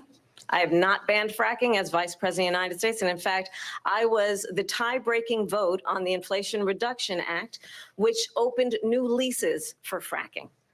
My position is that we have got to invest in, we have in history. It's crazy how people who've never run a business are talking about investing. You're not an investor. You've never invested in anything. That's like me trying to explain to you guys how to be an Olympic swimmer. It's ludicrous. Yeah, I can't swim though. For those of you like, you're black, you can't swim. I can't swim, for the record. By our first home when I was a teenager. The values I bring to the importance of home ownership, knowing not everybody got handed. Love, please stop with all this stuff. Like, I just want you to keep it real with what your origin is. And I wish Trump would be able to press her on this, but a lot of whites are sensitive about things like this, like race related things, but we just got to get back to the facts. Shout out to Hector. He writes, go off, big homie, bruh. Like, I got to, man, because we're in times in which if we don't do something, we all suffer. We're in revolutionary times, and I've been telling you guys and warning you. May I acknowledge Mr. Mugisha with a bowler alert via PayPal. He writes, thank you, Saint, for taking your time to give us this great insight on the debate. Peace of Saints. I appreciate that. And listen, ladies and saints, I didn't even figure out until this morning, my time, that this debate was occurring. So I had to rearrange a lot of things, had to tell my old lady, like, look, I'm going live, stay in the other side of the villa. And, you know, as you can see, my cooking staff came through to make breakfast, and, you know, I had to imposition them. So I appreciate you appreciating me and making the sacrifice in time, because unlike these other YouTubers, these people live like their lives are worthless. Their greatest thing they could do is go live and get attention, because that's what they really seek, is attention. I come here to speak to you about the most critical things of your life, of our shared life. So I appreciate you appreciating my time as I take a pause from a beautiful life. You dig? $400 million on a silver platter and then filed bankruptcy 6 times is a value that I bring to my work, to say we are going to work with the private sector and home builders to increase. Love, you don't know the private sector. You've never thrived in the private sector. Stop it. I'm waiting for Trump to catch her on this one. 3 million homes, increased by 3 million homes by the end of my first term. My work. And here's another thing. It's like she doesn't understand supply and demand. So Americans also own homes. Don't forget about that. So if you're going to dramatically increase the available inventory, you're going to effectively decrease the sales price of homes, thereby screwing over responsible Americans who already own homes. How about that part, Kamala? You have to allow the markets to operate naturally. And the best thing you can do is to reduce inflation, which is the opposite of what you've done. That is related to having a friend when I was in high school who was sexually assaulted by her stepfather. And why do we keep talking about her friends, like a friend of the family? Like nothing ever happens to her or her family. It's always like a friend of the family, some other person. She has no ability to relate. Extraordinary. Shout out to Frank supporting the work via PayPal. He writes, boss, your communication skills are very impressive. Not only is it impactful, but it's on the spot with no preparation. Truly magnificent. Indeed. And I often say, and I don't say it humbly because there's no need to be humble. I'd rather just be real. I can speak extemporaneously better than any other YouTuber can write it. You hear me? They can write out their whole YouTube lecture and I'll talk off the cuff better. And I'll do the same thing versus any politician or political leader you can name. And my focus then on protecting women and children from violent crime is based on a value. You don't believe in protecting women and children from violent crime, because if that was the case, you wouldn't bring in a bunch of people from countries that have huge levels of machismo and criminality and let them into our gates without any checks, all the while harassing law-abiding citizens as we go through TSA. It's extraordinary. How incompetent is government when they still have yet to figure out if a bottle of water is deadly? Apparently it's deadly. And who else is in charge of figuring out if 3 ounces of lotion is safe, but 5 ounces is also fatal? It's extraordinary. That is deeply grounded in the importance of standing up for those who are most vulnerable. My work that is about most vulnerable. I don't want a leader who is also vulnerable. You hear me? Listen, when you consider a dark alley, when a woman is walking through a dark alley, she is a target. She is the victim. I'd much rather have my leader be that scary thing creeping in the dark. That's just me, though. You hear me? I'd much rather my leader be the one that you need to be scared of. I don't want my leader to be the vulnerable party, especially when we're going up against the likes of Putin or Xi Jinping in China, long-standing dictators. No, I want my leader to be the big bad wolf. I don't want my leader to be the small pussy cat that's about to get effed. protecting Social Security and Medicare is based on long-standing work that I have done. Protecting seniors from schools have not changed. And what is important is that there is a president who actually brings values and a perspective that is about lifting people. Imagine claiming to have values and you don't know where you come from. Like, you've made no clear statement on your ethnic background and you're just floating on lies. It's like, is she Jamaican? Is she Indian? Is she a Black American? You don't know what values are. You're a liar. Up and not beating people down and name calling. The true measure of name calling? You called that man a felon. Come on, love. You can't be that hypocritical and not know it. Shout out to Ernest, came through via Venmo with a bowler alert. He writes, for the honest critique, peace of the saints. And man, that's all I can do out here.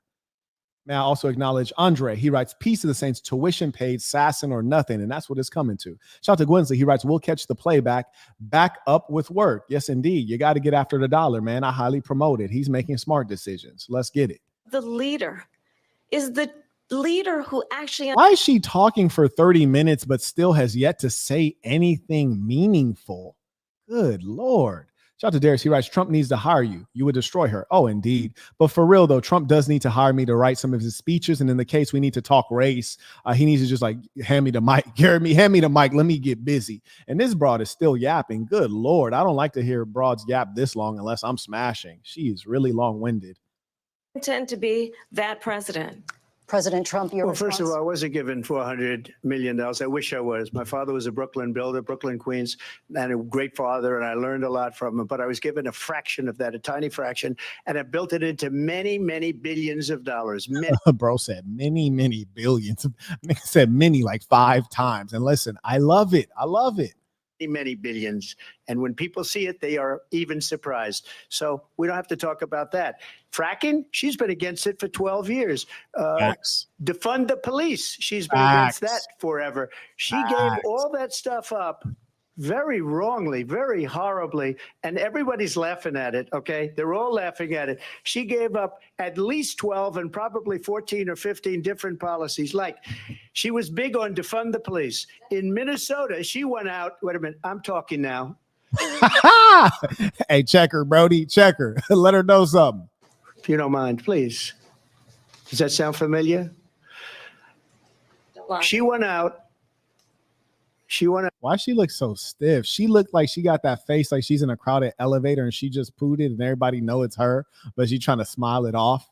Out in Minnesota and wanted to let criminals that killed people, that burned down Minneapolis, She went out and raised money to get him out of jail. That's crazy. She did things that nobody would ever think of.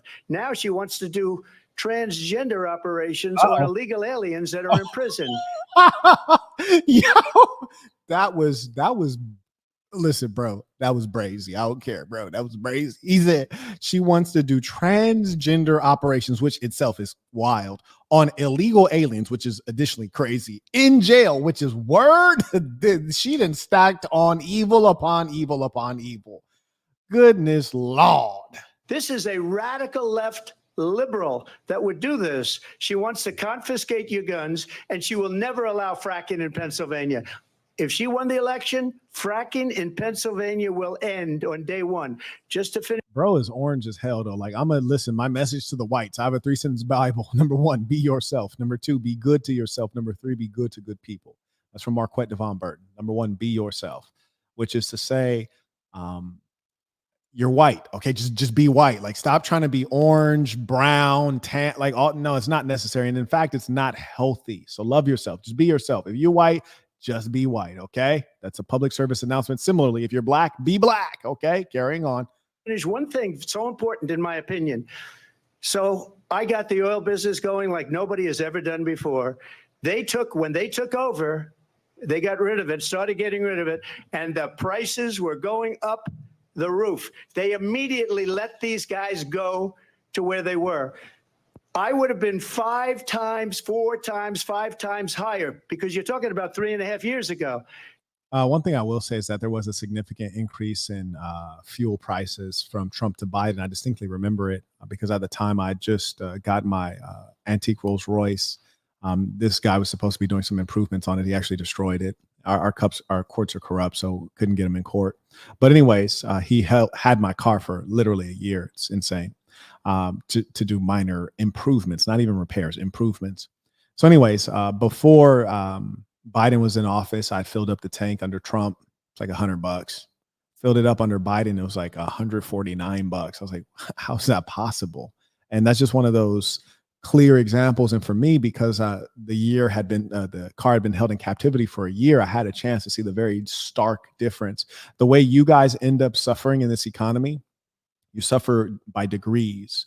It's just like when they put the frog in boiling water. If they turn up the water all of a sudden really hot, the frog jumps out. But you guys are that frog sitting in there. They turn up the water degree by degree, make it hotter, meaning less bearable. And then eventually the frog dies because you sit in there thinking everything's okay while the world around you goes to ish. And that's what's happening. They got it up to where I was because they had no choice, because the prices of energy were quadrupling and doubling. You saw what happened to gasoline, to windmills, and we'll go back to 500 acres of desert President soil. Trump, we have a These lot are of not good issues things that we for the have to get environment, to. as We're she out of time. understands. Thank you. Lindsay, thank you. We have an election in just. Why does this woman look so angry at this boxy ass suit? Like, who put this boxy ass, 1940s Italian mobster jacket on this little broad right here? And shout out to the people who are actually not a race. They're like, bring in the nondescript colored woman. What's your race? Colored. But no, are you like Black American? You're Indian? You're Nigerian? Like you're Latina? Like what? Like, I'm colored. Like, bring in the nondescript people who can like shift in between ethnicities conveniently. Like, does anyone know what ethnicity she is? Hell nah. But I think they strategically brought her in for Kamala. 56 days. And I want to talk about the peaceful transfer of power, which, of course, we all know is a cornerstone of our democracy, and the role of a president in a moment of crisis. Mr. President, on January 6th, you told your supporters to march to the Capitol. You said you would be right there with them. The country and the world saw what played out at the Capitol that day, the officers coming under attack. Aides in the West Wing say you watched it unfold on television off the Oval Office. You did send out tweets, but it was more than 2 hours before you sent out that. You notice consistently they're coming for Trump. And what is also noteworthy is that as he asked this question, there's so much context. It's like, bro, just ask the question. Like, you're supposed to be questioning, not informing. You see, if the populace already knows about this, you could just ask the question, but you're not trying to ask a question. You're actually pushing an agenda. That's why you're talking so much. You're informing. You're creating a narrative. Because if this is actually important to the populace, you can ask the question because they already know the background. And so what he's doing right now is creating a narrative. that video message telling your supporters to go home. Is there anything you regret about what you did on that day? See, that's the actual question. All he should have said as a moderator was, on this date, is there anything that you regret having happened at the Capitol? That's it. You just said a thing that isn't covered. Peacefully and patriotically, I said during my speech, not later on. Peacefully and patriotically. And nobody on the other side was killed. Ashley Babbitt was shot by an out-of-control police officer that should have. I don't know who Ashley Babbitt is, but whether it's a male or a female, whoever it was, that's quite a name. Shout out to Jamal. He writes, for your time and input. I appreciate that. May I also acknowledge Il Rude writes MDB 2028. Listen, that'll be the year of the revolution, you see, because we are in a time where mental health is in such, it's so uncommon that you find people who are mentally well that a popular vote cannot lead to a good outcome, because what is popular is mental illness. What is common is people being messed up upstairs. So it is impossible within the context of our democracy to elect someone who is truly upright. It's impossible. Never, ever shot her. It's a disgrace. But what about her? Remember, in fact, she said at the beginning, well, I'm surprised you're not talking about the border yet. That's because she knows what a bad job they've done. What about those people? When are they going to be prosecuted? When are these people from countries all over the world, not just South America? They're coming in from all over the world, David, all over the world. And crime rates are down all over the world because of it. But let me just when are those, David, when are those people going to be? Shout out to Chuck. He writes, support for Little America. Peace and says, man, Canada's suffering, man. Y'all got that effeminate cat Trudeau. He's done such damage to Canada. If I recall correctly, I think Canadians are earning like only 60% of what Americans are earning, which is extraordinary because Americans feel like they're not earning enough. Economy suffers under socialism. Prosecuted. When are the people that burned down Minneapolis going to be prosecuted? Or in Seattle? They went into Seattle. They took over a big percent. Ask her that question. You were the president. You were watching it unfold on television. It's a very simple question as we move forward. Oh, this is the first time he's asked somebody to answer a question twice. Take note. It's the first time the moderator has pressed the speaker and said, you didn't answer the question. Kamala's not answered the question to date. But now he all of a sudden feels the need to press him. And you'll also notice that they send in the white guy, right? They send in the white guy to go at Trump. Think about that. All of this stuff matters. The optics matter. All of it matters. Toward another election. Is there anything you regret about what you did on that day? Yes, sir. I had nothing to do with that other than they asked me to make a speech. I showed up for a speech. I said, I think it's going to be big. I went to Nancy Pelosi. And again, so the moderator is actually doing more damage to Trump than the actual debater, Kamala Harris. And I want you guys to take note of that. Kamala can't fight her own fights, so they're sending in the moderator to help her out. Shout out to Carter. He writes, peace of saints. I've realized that these debates are nearly meaningless. People who have chosen their side will not hear what the other has to say, and they'll be incapable of listening through their bias. This is a fact. This is for both sides. But the liberals are increasingly living in lies and delusion. Yes, liberalism in America is a mental illness. There's just no doubt about it. It wasn't done by me. It was done by others. I said, I'd like to see reject. So Trump should actually just be really brief on this so that we can go on to the next topic. He should like literally ignore it or be brief on it or say, I already answered the question. Next question. Right now, he's actually not thriving. And that's why in that debate tactics course, I not only tell you what you need to do, but also I tell you what you debate tactics course is a communications course. I tell you what you need to not do. Sometimes silence speaks volumes. And when you start elaborating, that's not the position of a boss. Kings don't explain to peasants. You did. If Nancy Pelosi and the mayor of Washington did their jobs, I wasn't Question.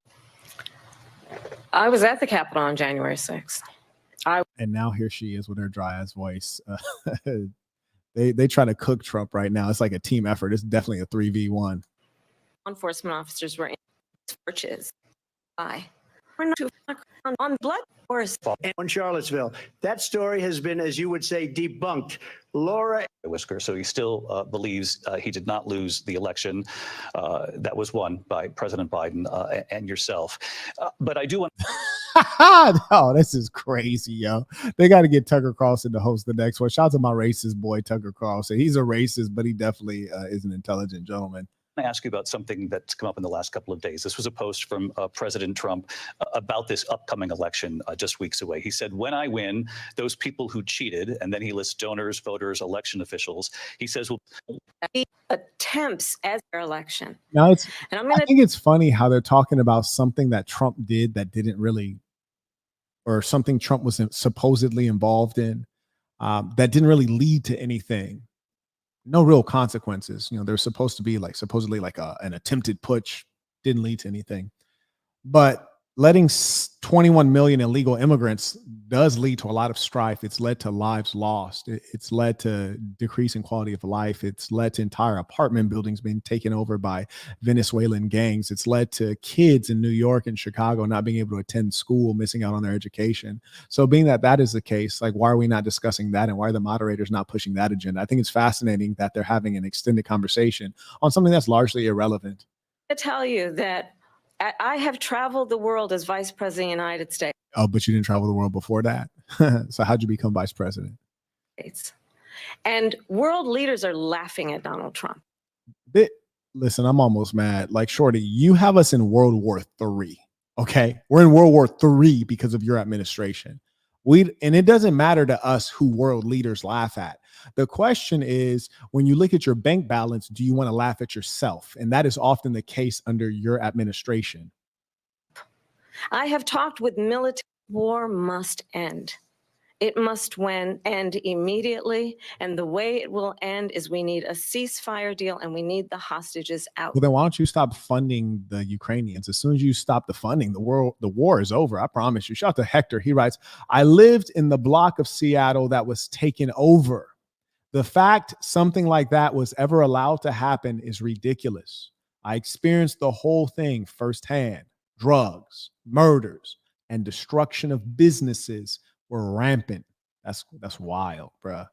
You see, that's the thing that matters. All this other stuff they're talking about, it's pure distraction. And so we will continue to work around the clock on that. Work around the clock, also understanding that we must chart a course for a two-state solution. And in that, oh, here we are. So I think this is the Israel section. Israel always gets a section of debate so that both candidates can get on their knees and praise their undying loyalty. Shout out to Carter, comes in by Venmo, writes, thank you, Mr. Burden, for giving an example of what a strong man is every day. Leader, well-traveled, well-educated, well-spoken, paid well, well-dressed, and many more wells. Peace of saints. I appreciate that. Shout out to the real ones. that solution, there must be security for the Israeli people and Israel, and in equal measure, weak and wrong. I shared with him American intelligence about how he could defend himself. Days later, I went to NATO's eastern flank, to Poland and Romania.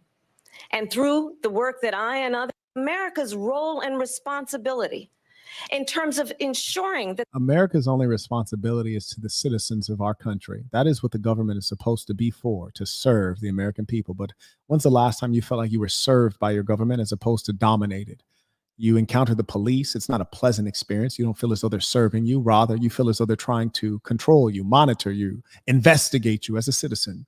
You go through our airports and they search you up as though you're coming through the southern border, which is ironic because if you did come through the southern border, they wouldn't search you. Have no fingerprints, no medical history, no criminal background on you, but they let you on in. Huh? Yes, the American government has not been serving and acting in the appropriate capacity of a government for some time, which is to build infrastructure. They don't do that. They're supposed to keep us safe, but they engage in endless wars abroad, whether it's a proxy war, whether it's a protracted war. They never win. They exhaust our coffers, which are filled by the taxpayers being robbed, and they give you almost nothing back for your efforts. Your effort to be obedient, sheep-like, your effort to pay your taxes at all costs because you've been indoctrinated with a false idea that everything is negotiable except death and taxes, which is nonsense. It's all a choice. And as a free man, as a strong man, you should be strong enough and free enough to do what is right for you and your family. And I tell you that in this day, if you support the American government, you support one of the most evil institutions that has ever haunted the planet Earth.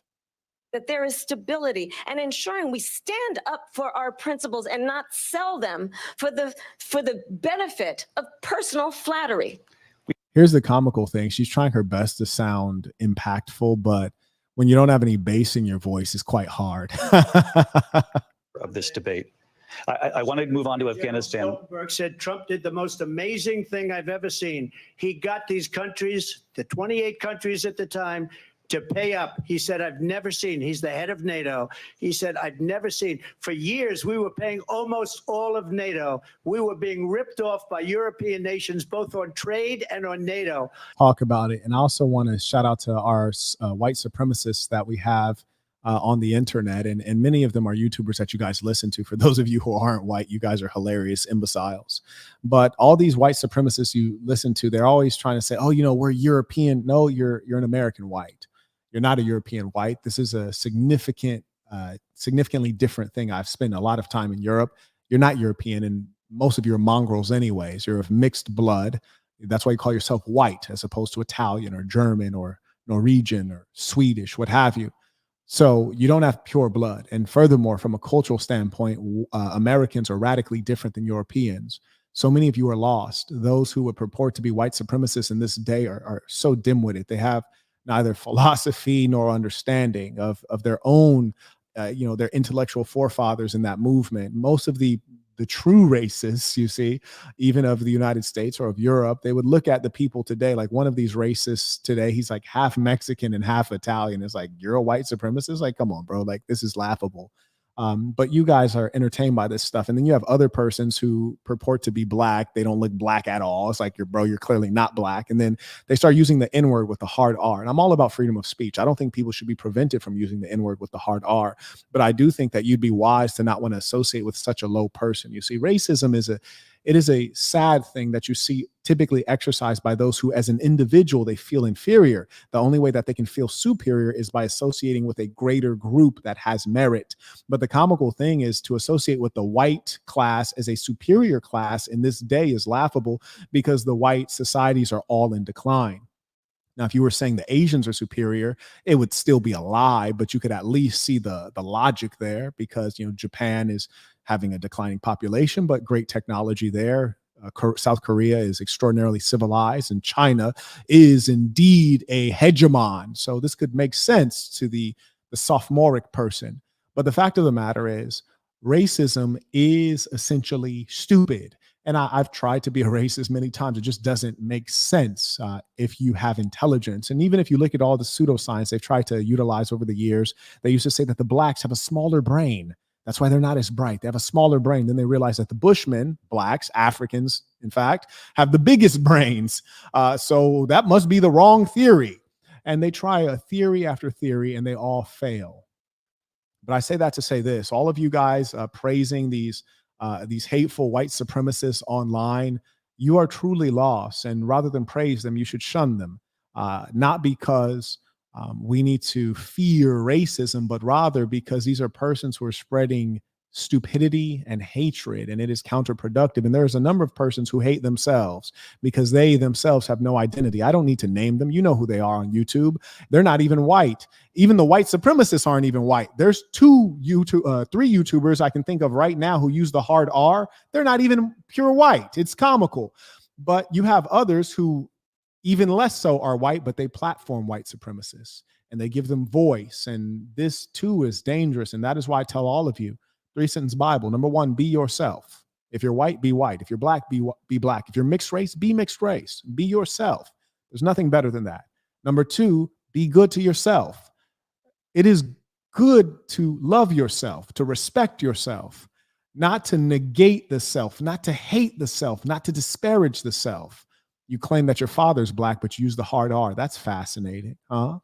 And then lastly, be good to good people. There's I wouldn't say a resurgence, but there's a new wave of anti-Indian racism. I think it's really a terrible thing. I have many friends and employees who are Indian, not fake Indians like Kamala, but real Indians, some of which are in the United States and some of which are actually in India. I would never say racist things about Indians because I just know that it's not true across the board. Have I encountered Indians who don't smell good? Absolutely. Have I encountered Africans and whites who don't smell good? For sure. Is it in greater proportions in India? Yes, but you have to remember it's 1 billion people and they are still developing as a nation. And there's high levels of poverty. And I understand that this is a part of the growth of their country and culture, and this is not representative of all Indian people. And thus, as a responsible man and as a leader, I'm not going to speak racism and speak hatred, and thereby I'd be speaking lies. So those are the things that we need to address. I'm not Indian, but I will tell you anti-Indian racism is inappropriate, just as any other form of racism is. Can we also be honest about the fact that there are things that need to be developed in that culture, particularly around health, safety standards? For sure, no doubt about it. And that's where we need to center the conversation, which is on truth. We have just too many people lying and being hateful, and you cannot follow these people.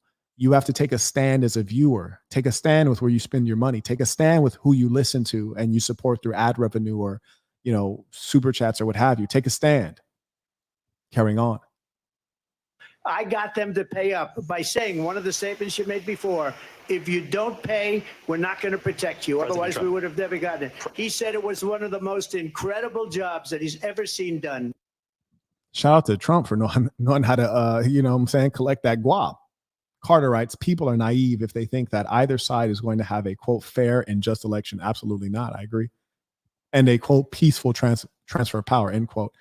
Right. The left, they fund all kind of Antifa, anarchist organizations, radical leftist organizations that do their bidding and engage in violence in the streets. He writes, when there are trillions on the line for corporations, governments, and individuals, they need Boss University and the Book of Dark Truths. You ain't never lied. Pop in the link for the Book of Dark Truths because that'll help you understand the world that we're actually in. And when you understand the world that we're actually in, then you can get to hustling. Then you can get to earning money. Then you can get to protecting your family. But until you stop looking out on this world and seeing Disneyland and fairy tales, you'll never be able to win. You'll never understand why you're suffering. Thank you. I want to turn to Afghanistan. It came up in the first hour of the debate, and we witnessed a poignant moment today on Capitol Hill, honoring the soldiers who died in the chaotic withdrawal from Afghanistan. I do want to ask the Vice President, do you believe you bear any responsibility in the way that withdrawal played out? Well, I will tell you, I agreed with President Biden's decision to pull out of Afghanistan. Okay, answer the question, dear. 4 presidents said they would, and Joe Biden did. And as a result, America's taxpayers are not paying the $300 million a day we were paying for that. Okay, how much are we paying Israel? How much are we paying Ukraine? Come on, you dumb bitch. Endless war. And as of today, there is not one member of the United States military who is in active duty. This was a terrible deal. And here's how it went down. He bypassed the Afghan government. The negotiation involved the Taliban getting 5,000 and... Notice she's off topic right now. Let's see if the moderator brings her back and says, again, do you have responsibility for the way that Afghanistan was exited and the death of Americans? Let's see if he pulls it back, because right now she's turned it to an attack on Trump. Where we... Harris, thank you. President Trump, your response. Oh, he just said thank you. Wow. Extraordinary. Are we noticing this? To her saying that you began the negotiations with the Taliban. So if you take a look at that period of time, the Taliban is still the head of the Taliban. It was a very good agreement, but the worst withdrawal, and in my opinion, the most embarrassing moment in the history of our country. And by the way, that's why Russia attacked Ukraine, because they saw how incompetent she and her boss are. I like how he did that. That was really impactful because he's drawing together a string of bad decisions here. So from a logic standpoint, anyone listening with brain cells should say, oh, that's a good point, Trump.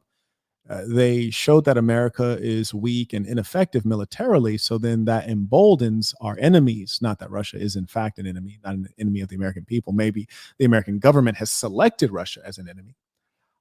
So he's connected these two things, which I think was actually quite clever. It may not be true, but it was clever. It's a good debate tactic. Furthermore, When he says that, that's why Russia invaded Ukraine. The truth is, just in case you're curious on the truth, and this is why I'm objective, because I'm not just co-signing whatever he says. The truth of why Russia invaded Ukraine on their special military operation, which is in fact operating as a special military operation as opposed to a war. Frankly, if I was Putin, I would have escalated it to a war immediately, and I would have tried to obliterate Ukraine rapidly to make an example such that my enemies would fear me. Because if they don't fear you, you will suffer, especially America, because the American government operates as a bully. See Muammar Gaddafi and Saddam Hussein in Libya and Iraq, respectively, as examples. So the point is, it is operating as a special military operation because civilians are not suffering. Kiev is largely untouched. And even the electricity is working fine in Kiev. Internet is working fine in Kiev. People are still shopping and eating McDonald's in Kiev. So it is operating as a special military operation as opposed to an all-out war. And the Russians are clearly weak because when you're not weak, you don't act weak. When, as the Master Sun Tzu points out, defense implies lack.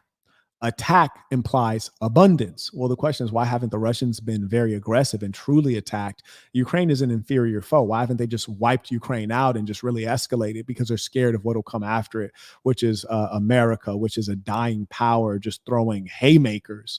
And that's what they're scared of. President Trump, thank you. I want to move on now to race and politics in this country. Mr. President, you recently said of Vice President Harris, quote, "I didn't know she was black until a number of years ago when she I didn't either. happened to turn black. And shout out to her husband, who's stark white. And now she wants to be known as black." Right. And why we're playing race politics, I don't know. But if we're going to play race politics, Kamala, don't show up being like half Indian and then half Jamaican, neither of which are foundational Black American. And then also have a white husband, but you're so pro-black. Like, don't play that with us. You heard me? You see, in my case, you might say, Marquette, we've seen you with Indonesian girls, French girls, Korean girls, African girls, Black American girls, Dominican girls. Like, are you pro-black? I am pro-black, but I'm not going to play games with race. I always tell you, I'm not a racist. I judge people based on their values. And I really believe that I am all races, all the religion rolled into one and the goodness therein. Now she's showing up like she's Harriet Tubman. Now, if you're going to show up like you're Harriet Tubman, don't show up with but be married to the slave master. Like, I just find that strange. I want to ask a bigger picture question here tonight. Why do you believe it's appropriate to weigh in on the racial identity of your opponent? Because race is critically important in every country, especially America. Come on, bro. Stop asking these dumb questions. Are you kidding me, bro? Shout out to the Fiend. He writes, I agree. We are in revolutionary times. I got over 40 raps that puts the rebellion back into hip hop. I'm pretty sure I also get shadowed. I hear you, bro. Don't, and I don't care. I don't care what she is. I don't care. You make a big deal out of something. I couldn't care less. Whatever she wants to be is okay with me. Those were your words. So I don't know. I mean, and why is the moderator pressing him? But he never presses this broad. Shout out to Carter writes, democracy is a government for the people and by the people, but the people have become foolish. I cast my vote, but I don't have faith that the populace will make the right decision. They never do. That's why we don't have a democracy. We, in fact, have a republic, but our republic has descended into a plutocracy. So it is a government run by the wealthy and wicked. Shout out to, he writes, Saints, let your main focus be finance, fitness, and family, and be prepared for the revolution. Oh, indeed. And that's why we invite all of you to be a part of this thing of ours.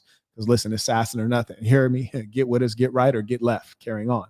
And all I can say is I read where she was not black, that she put. I love the way bro said that. Let me rewind that. I'm about to max screen, my boy. Go ahead. Less. Whatever she wants to be is okay with me.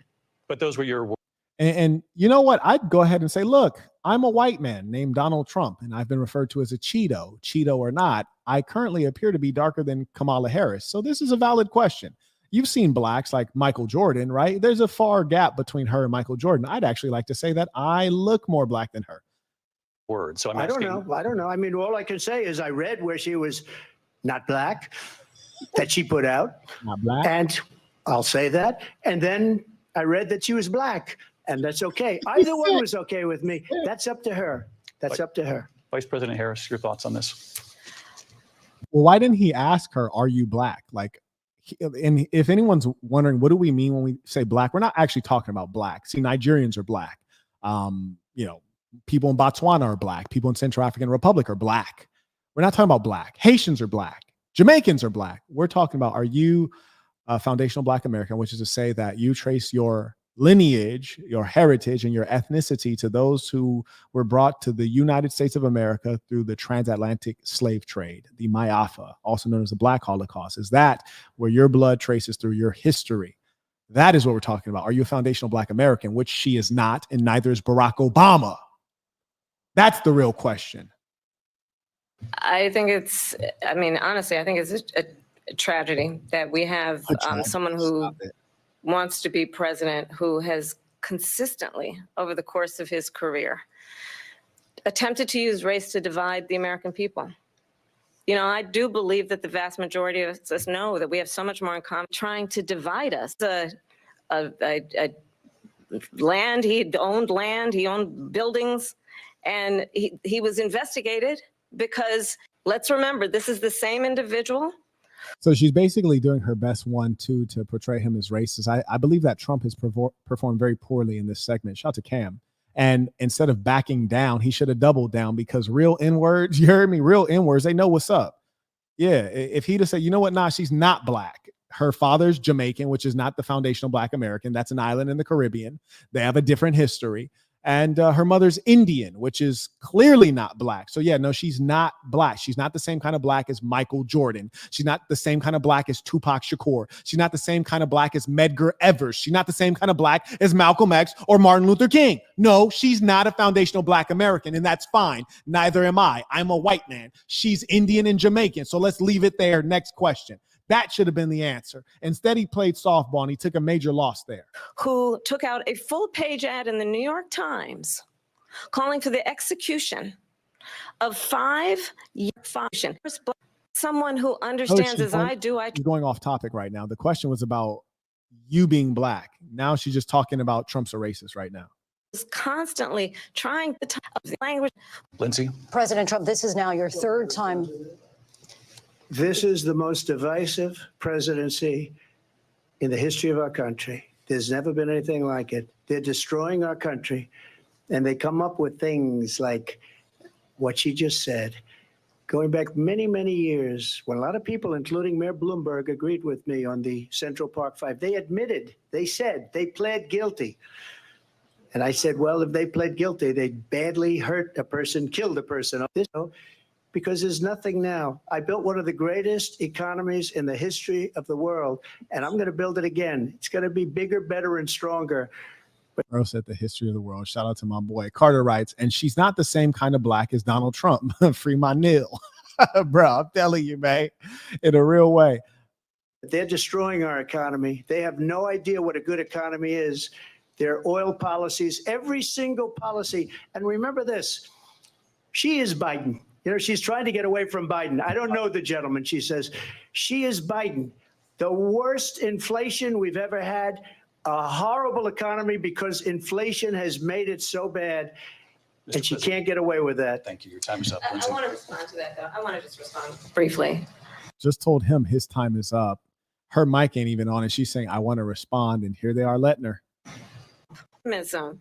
About what we can do instead of always disparaging the American people. I believe in what we can do. She's one of the least inspiring persons ever. I mean, aside from Hillary Clinton. And this is not to take a knock at females attempting to emulate males. There are ones who are better at it. Shout out to Barbara Jordan. She was really good at pretending to be a dude and being a little bit more eloquent with her speech. These two are just really amateur hour.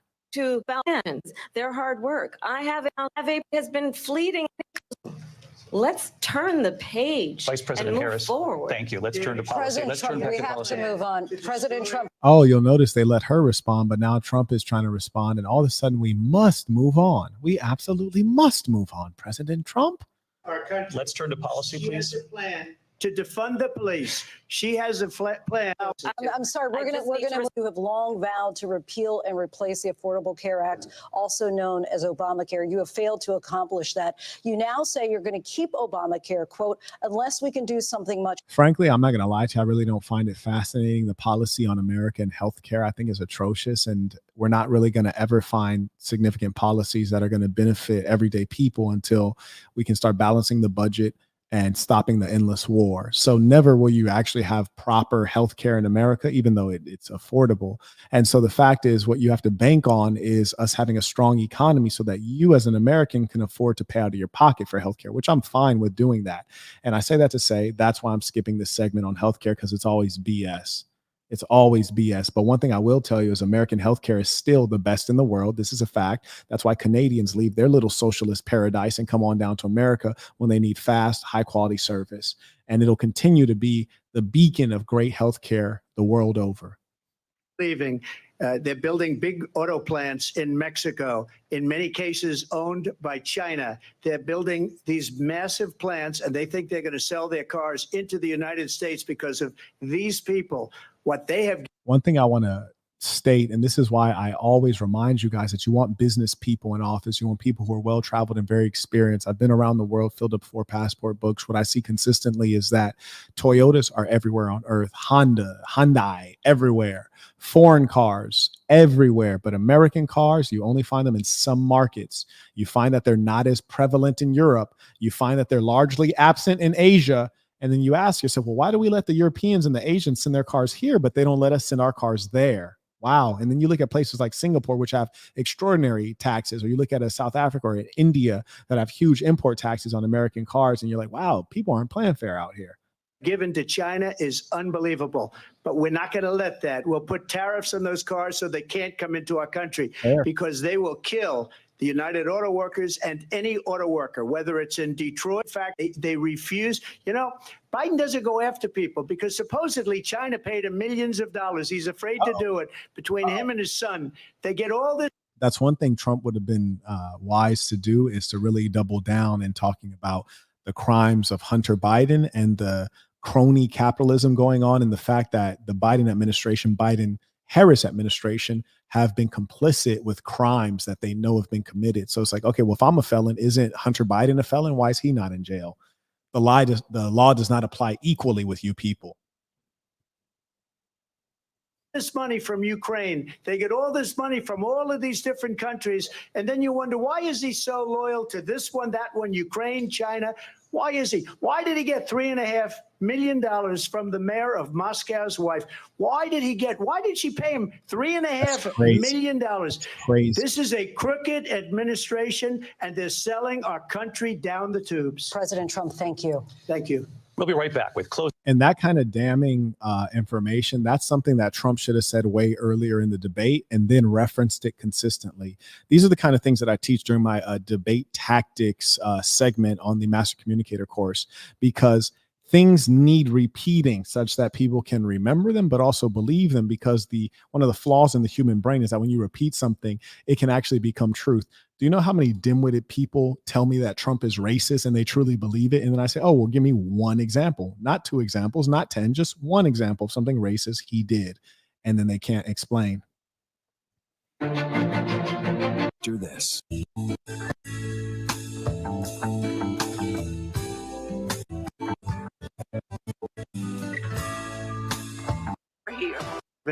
You believe in things like, we're not going to frack, we're not going to take fossil fuel, we're not going to do things that are going to make this country strong, whether you like it or not. Germany tried that, and within 1 year, they were back to building normal energy plants. We're not ready for. That's a good example. I like that. And that's another reason why America is not the same as Germany. We're not the same as Europe, and we don't follow after Europe. We rebuilt Europe with the Marshall Plan. We are superior to the Europeans, and we need to remember that. They're the little homie. Shout out to Cam writes, Harriet Tubman, hilarious. I also acknowledge Akshay writes, if all groups should be treated equally, why do poor people of your group frequently commit violent crimes? My family started off poor. My classmates' families were poor, but they didn't do crime like you guys. Don't lie. Akshay, I tell you what, I'll do you one better. And if you are indeed highly intelligent, you're a part of some particular group that is superior to the Black American, which I am, I invite you to come on screen. I will drop the link for you to come on and ask this question live, because I think this is an important question, and I'm more than willing to engage in the discussion so that we can share some knowledge. So let's have this discussion. Akshay, please do click that link. I'll give you 10 minutes to click the link. I'm going to drop the link into the chat right now for everyone to see. And being that you are intelligent, you're part of a superior group, I'm a part of an inferior group. Let's have a conversation. And I trust that your superior intelligence can, in fact, prove your point. And I'd be happy to engage you, and I'll let you speak and clarify it. I'm fascinated. So we'll give them 10 minutes to click that link. It only takes 10 seconds, but I'll give you 10 minutes. And if after 10 minutes, remind me and I'll just answer his question. But I want to give him a chance to come on and present himself. We can't sacrifice our country for the sake of bad vision. But I just ask one simple question. Why didn't she do it? We're a failing nation. We're a nation that's in serious decline. We're being laughed at all over the world. All over the world, they're laughed. I know the leaders very well. They're coming to see me. They call me. We're laughed at all over the world. They don't understand what happened to us as a nation. We're not a leader. We don't have any idea what's going on. We have wars going. Yeah, we know, Trump, but right now people don't need to know what's going wrong. They need to know your vision for what's going to go right. Shout out to Mr. Thompson supporting the work via PayPal. Appreciate you. And mind you, side note, I am the scariest black man on earth. They try to say that we're inferior. And I always say, well, fantastic. Come on. And I am one of the inferiors. Please demonstrate. Oh, wow. See, we don't have to insult others. See, the worst thing we can do is to return racism with racism. I don't know if the fella is Indian or Pakistani or what ethnicity he may be. But even if he is Pakistani or Indian, we don't have to return foolishness with foolishness. We have to take the superior position. Shout out to Jamal. He writes, Akshay won't show up. Yes, it is quite funny, isn't it? These persons are cowards and these people are not very intelligent. And that's why they repeat what they've heard from mongrels online, like, the awkward, ugly, short little Nick Fuentes. What kind of white supremacist is named Fuentes? Can someone tell me, please? But they repeat talking points from these guys who themselves are not very intelligent and also have dodged my debate invitations. And then I say, hey, come on down. Happy to hear from you. And they don't show up, just like Nick wouldn't show up. Going on in the Middle East. We have wars going on with Russia and Ukraine. We're going to end up in a third world war, and it'll be a war like no other because of nuclear weapons, the power of weaponry. I rebuilt our entire military. Yeah, nobody cares, my boy. But if you were wise, you know that human beings are very fearful. And what you would have done is you would have instrumentalized the fear that controls most human beings. Fear is their God. And as a result, you would have said, not that we're on the brink of World War III, but we're actually, in fact, in World War III. And as we are in World War III, we march steadily to nuclear catastrophe, which will kill all of you watching. None of you will survive. And how did we end up here? Well, we ended up here due to the incompetence of Biden and Harris. That's Harris right there standing across the stage from me. She is why we are in World War III today. She is why we are in an entanglement with a nuclear power that will use nuclear weapons. If you don't want to die, if you don't want your sons sent to death, now is the time to pull out of this Harris-Biden ship that is sinking. That's what he would have said. In the history of our country. President Trump, thank you. And that is our ABC News presidential debate from here in Philadelphia at the National Constitution Center. I'm Lindsay Davis. And I'm David Muir. Thank you for watching here in the U.S. and all over the world, and from all of us here at ABC News. Good night. Now, see, this is the funny thing. The internet filled with cowards, charlatans, and that's precisely why you can't take any of these people seriously. Not only the audience is ridiculous, but also the speakers are ridiculous. All of these people with these fake nicknames and fake teeth and fake hair and fake jaw lines. They're women. They teach you masculinity, but they behave like women using makeup. I'm the realist. And that's why they're all terrified. And that's why Akshay is not here to speak. So being that he has failed to present himself due to fear, and it's extraordinary when you consider that you're going up against someone who is inferior, should be an easy W, but he's scared. So I will answer his question because I'm an honorable man. He writes, if all groups should be treated equally. Now, mind you, this is a lie already. I've never said all groups should be treated equally. In fact, what I've said is contrary. I don't believe in equality, for nothing in nature is actually equal. So that is not something I've said, you fool. Furthermore, he writes, why do poor people of your group frequently? So then he says your group. You shouldn't say your group. You should designate what the group is. You could mean the Foundational Black American. You could mean Black people, which are two different groups. So clearly his intelligence is not where he thinks it is. Often human beings, we tend to overrate ourselves. He writes, why do poor people of your group frequently commit violent crimes? And anytime you hear something, just as Noam Chomsky states, you should ask yourself, is that true? Is that true? Do poor people of my group, what group is that, commit many violent crimes? And compared to what? So you see, he's already tried to establish a premise that is not verifiable. And that's why I invited him to come on, because it's shaky. And I just like to clarify. And with someone like him, I could clearly pick him apart just on his question. We wouldn't even make it to the debate because his intelligence is so inferior to mine that just based on his question, I could pick apart his question and make him fall apart to pieces. He writes, I cannot be seen in public. True comedy, true comedy. Yes, indeed. So essentially we have someone who is scared, and that's okay. That's all right. So anyways, he clearly doesn't have command of the English language and also is not very bright. He's imprecise. This is a very clear marker of lack of significant intelligence. He probably has average IQ, which is fine. But those with average IQ probably shouldn't go around suggesting that others are inferior in any way. He writes, my family started off poor. Well, who are your family? We'd be very curious. I think we'd all be curious to know what ethnicity you are and what your family's ethnicity is, and also where you started. Did you start in America? Why are you here? But here's the real question. If your ethnicity is so impressive, why didn't you stay in your country, little buddy? Why didn't you stay in your little dirty country? Why'd you come here? That's the real question. Anyways, he writes, my family started off poor. My classmates' families were poor, but they didn't do crime like you guys. See, his English is terrible. I don't know where he went to school because this is not good English here. Anyways, he says, they didn't do crime like you guys. And then he writes, don't lie. Well, see, that second part, that's not a question. He's just making statements there.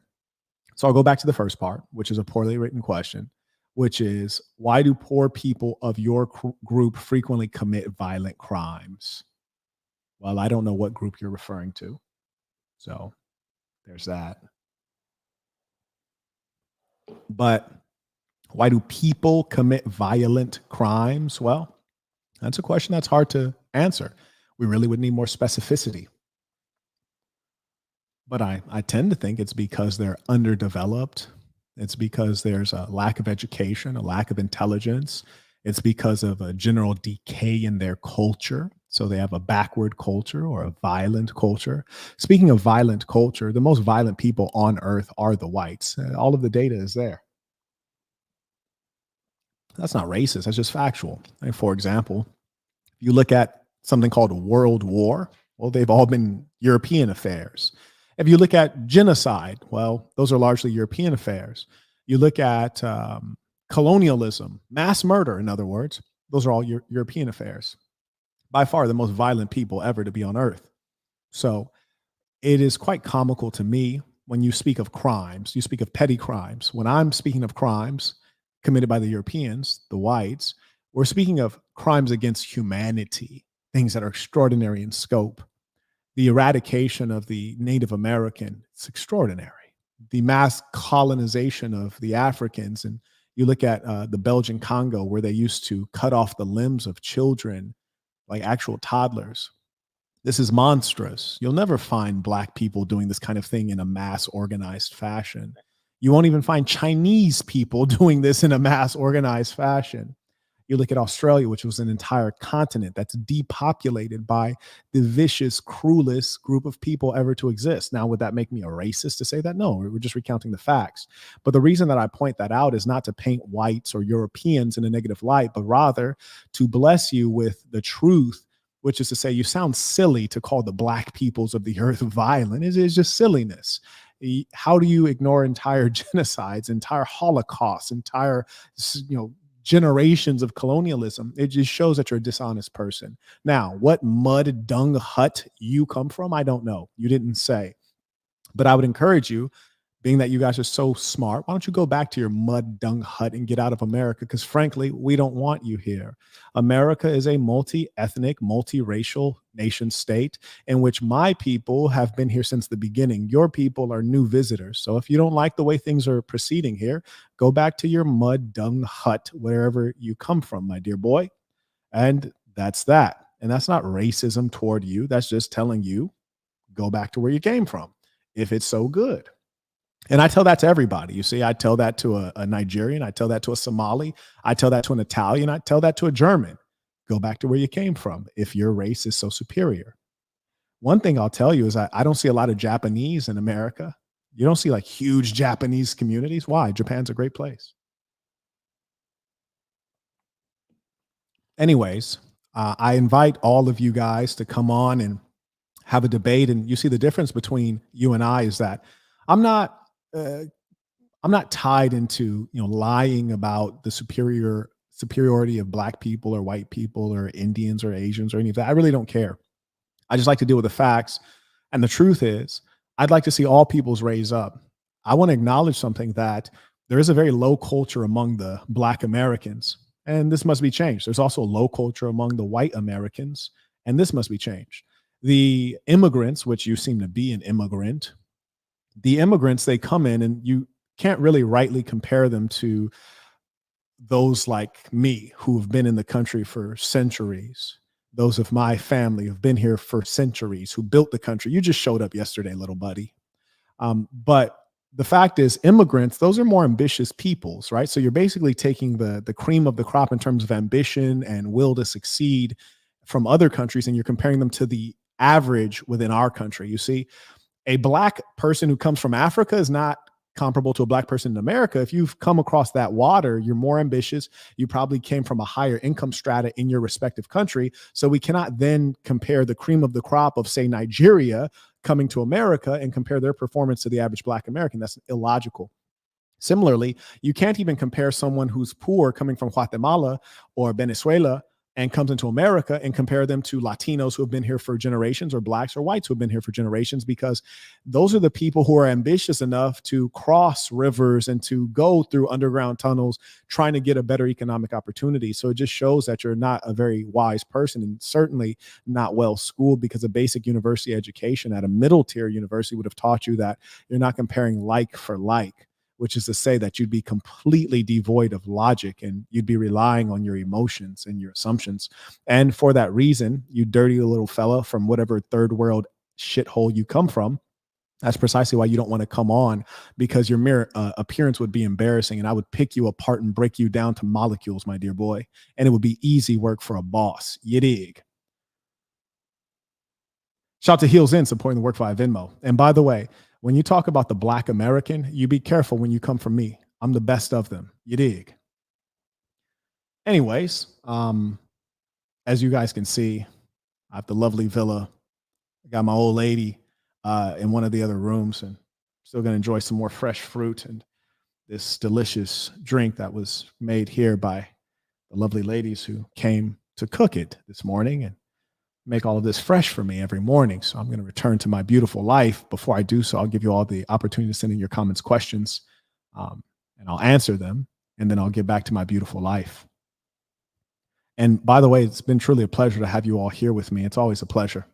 Shout out to Jamal. He writes, a Black man smashed Akshay's lady. That's where the hate comes from. Listen, Brody, the hate comes from so many places. It comes from so many places, but it just verifies that you are envied. You are an object of jealousy, and no one is ever envious or jealous of someone that they know is their inferior. People who are your inferior, you ignore them. You stay away from them. You don't go on their live stream. You don't talk about them because they're irrelevant. This is how you know you're irrelevant. You matter. In fact, in this country in Southeast Asia, I was at a fine restaurant yesterday. Check out on my other channel, I'll be posting some travel content. If you follow me on Instagram, somebody drop my IG so they can see how bosses live. In that particular restaurant, there were pictures of Black people all over the place. You sit down, there's a picture of Samuel L. Jackson on the table. You look at the wall, there's a mural of Snoop Dogg and Drake. You go into the bathroom, there's a oil painting of Beyonce. Why? Because the Black American is the most influential ethnic group on the planet Earth, disproportionately influential when you consider the small population of this tribe that we call the foundational Black American. And you, Akshay, from whatever petty, pathetic country you're from that is clearly struggling, you don't compare to us. And even with all of the criminality and the backward culture and the idiocy and the lack of schooling and the fatherless households and all of the bad stuff, still, we tend to be the global cultural icon that you follow after without even knowing it. And I say that not to downplay any other group. Every group has their own accomplishments and culture. And Lord knows I know, because I've traveled around the world. And Akshay, I've probably been to your country and probably experienced some of the most beautiful women in your country. If you'd be kind enough to come on camera and let me know where you're from, maybe I can arrange a beating for you and your family members in your country. You dig? I got juice.